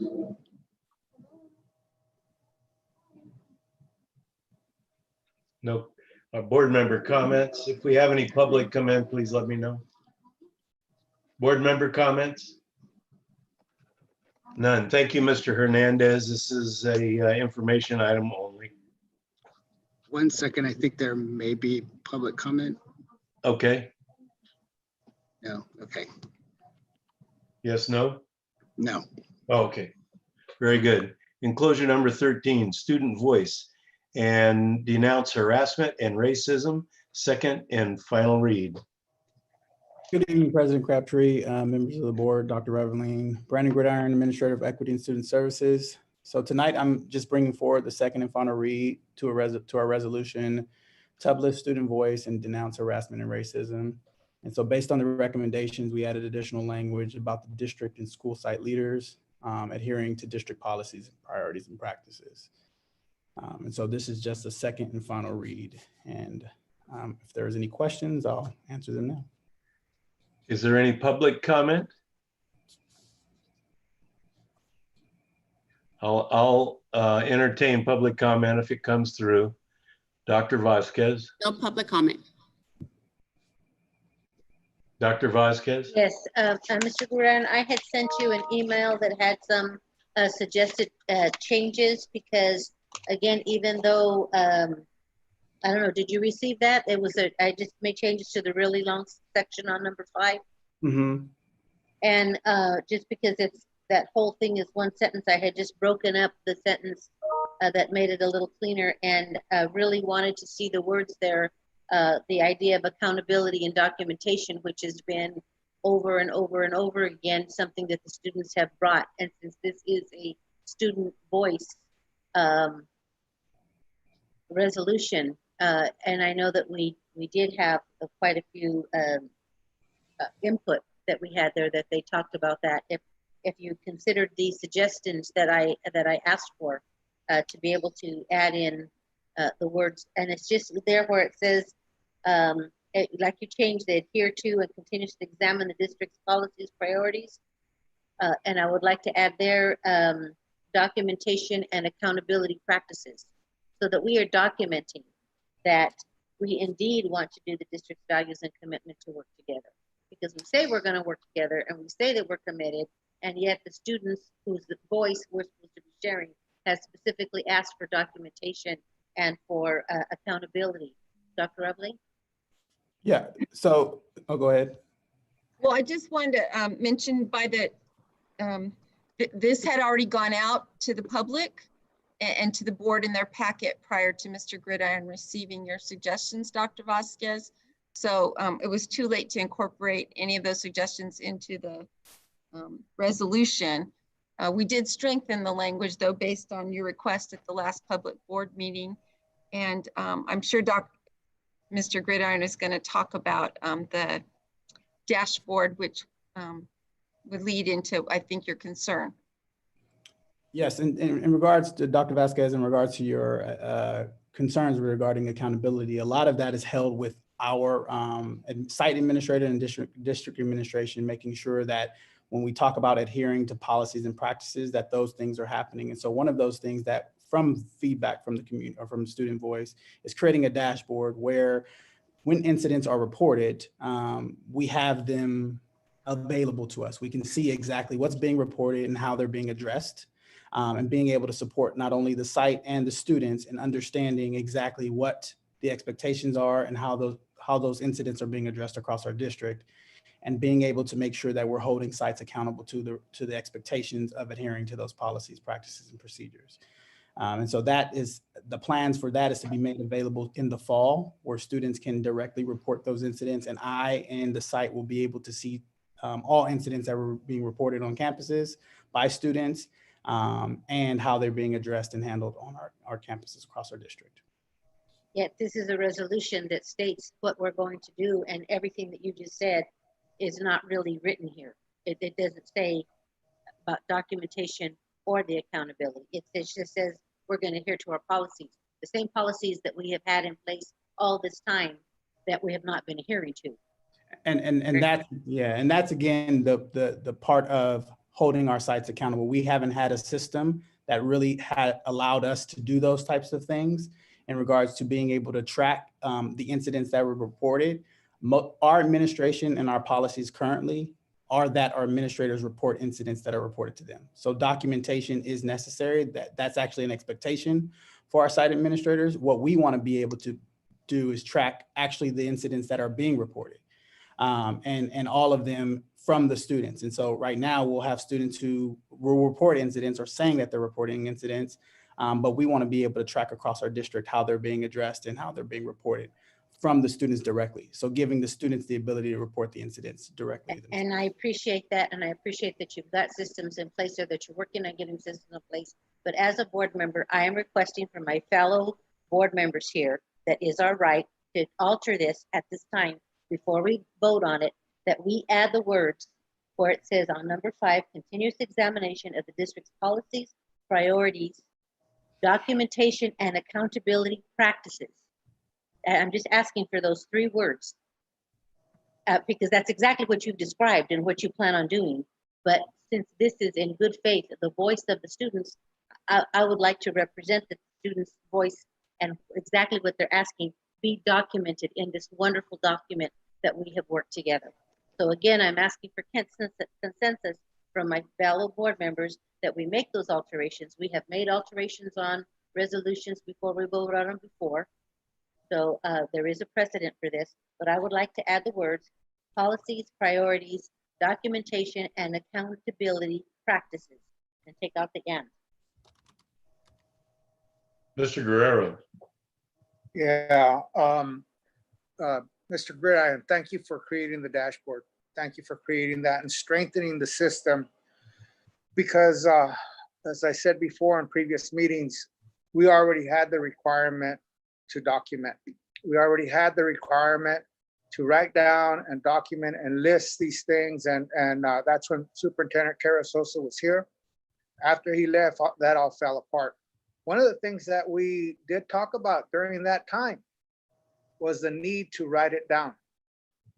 And I recall during that time, we said, as a board, we said, we need to write it down.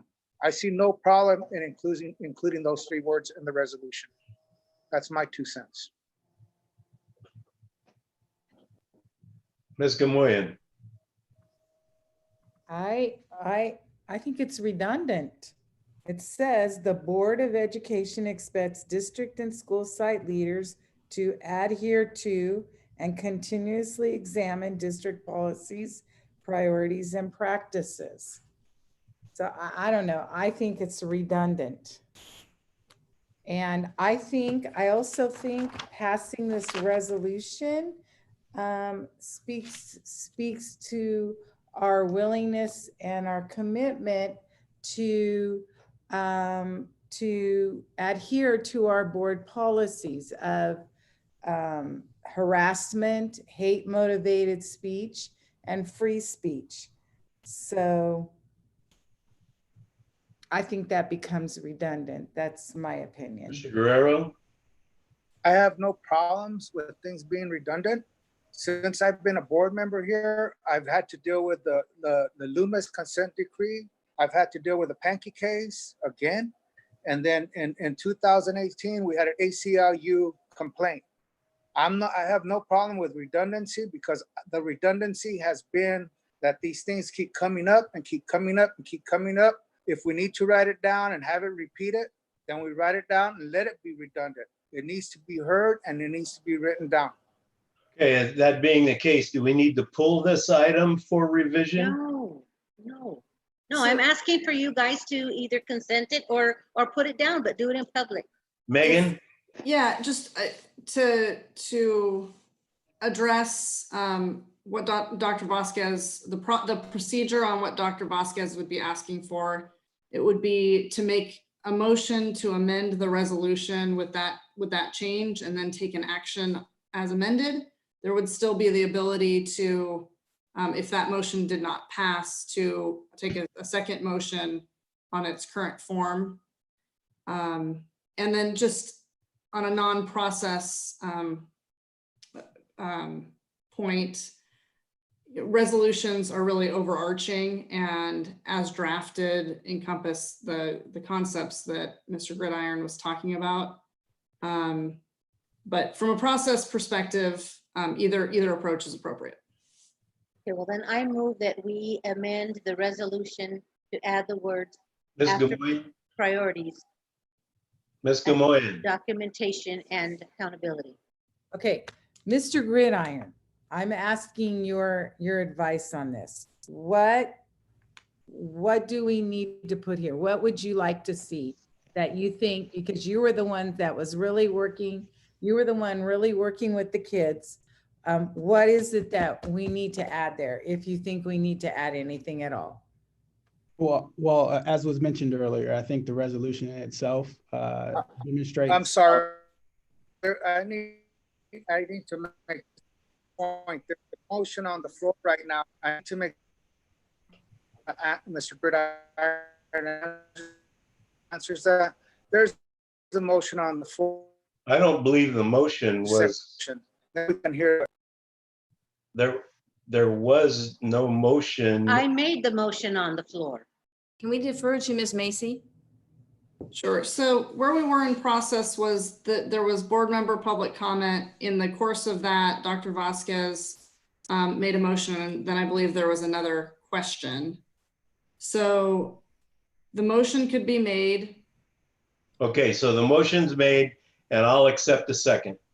And then you can open it up for further comment and discussion. I have a motion by Dr. Vasquez. Mr. Guerrero, are you offering a second? I have a second by Mr. Guerrero. Yes. Discussion? Ms. Gamoyen. I just want to see what Mr. Gridiron thinks, how that should be worded. Am I good now? You are. Can I just throw a comment in here? I frankly don't think that's fair to Mr. Gridiron. The board's supposed to be making these decisions. I would agree with you. We have a motion and a second. I don't think Brandon should be put on the spot here. We have a motion and a second. All in favor of amending? Hear the wording again, please. So on number 5, where it says continuously examine the district policies, priorities, documentation, and accountability practices in light of, that's the change. In light of what? And it's this exactly the same. I'm just adding documentation and accountability practices to show light that we're going to be reviewing those. That's all I'm doing, is just adding. So we're not only adhering to these things, but we're listening to what the students actually said. And we say we are going to be looking at the documentation and the accountability practice. That's all I'm asking for, 2 little words. I have a motion. Your vote, Ms. Gamoyen. Yes. Mr. Fulmer. Yes. Trustee Guerrero. Yes. Trustee Crabtree is a yes. Trustee Naylor. Yes. Trustee Foster. Trustee Foster. I need to hear you. He said yes. That's unanimous. Thank you. Thank you. All right, enclosure number 14, notice of intent to employ certificated personnel and approval of provisional internship permit request. Mrs. Somavia. Good evening again. Board, I have 4 candidates here who are all trying to work towards their eligibility for internship. We have hired them as pending your approval as educational specialists. 3 of these 4 have worked for us as substitutes, long-term substitutes in our special ed program, and come highly recommended. I make a motion to approve. I have a motion by Mrs. Naylor, second by Dr. Vasquez. All in favor, John Crabtree votes yes. Trustee Guerrero. I need to hear you. Yes. Trustee Fulmer. Yes. Trustee Gamoyen. Yes. Trustee Naylor. Yes. Trustee Foster. Yes. Trustee Vasquez. Yes. All right, that did it for this evening. Thank you all. and good night.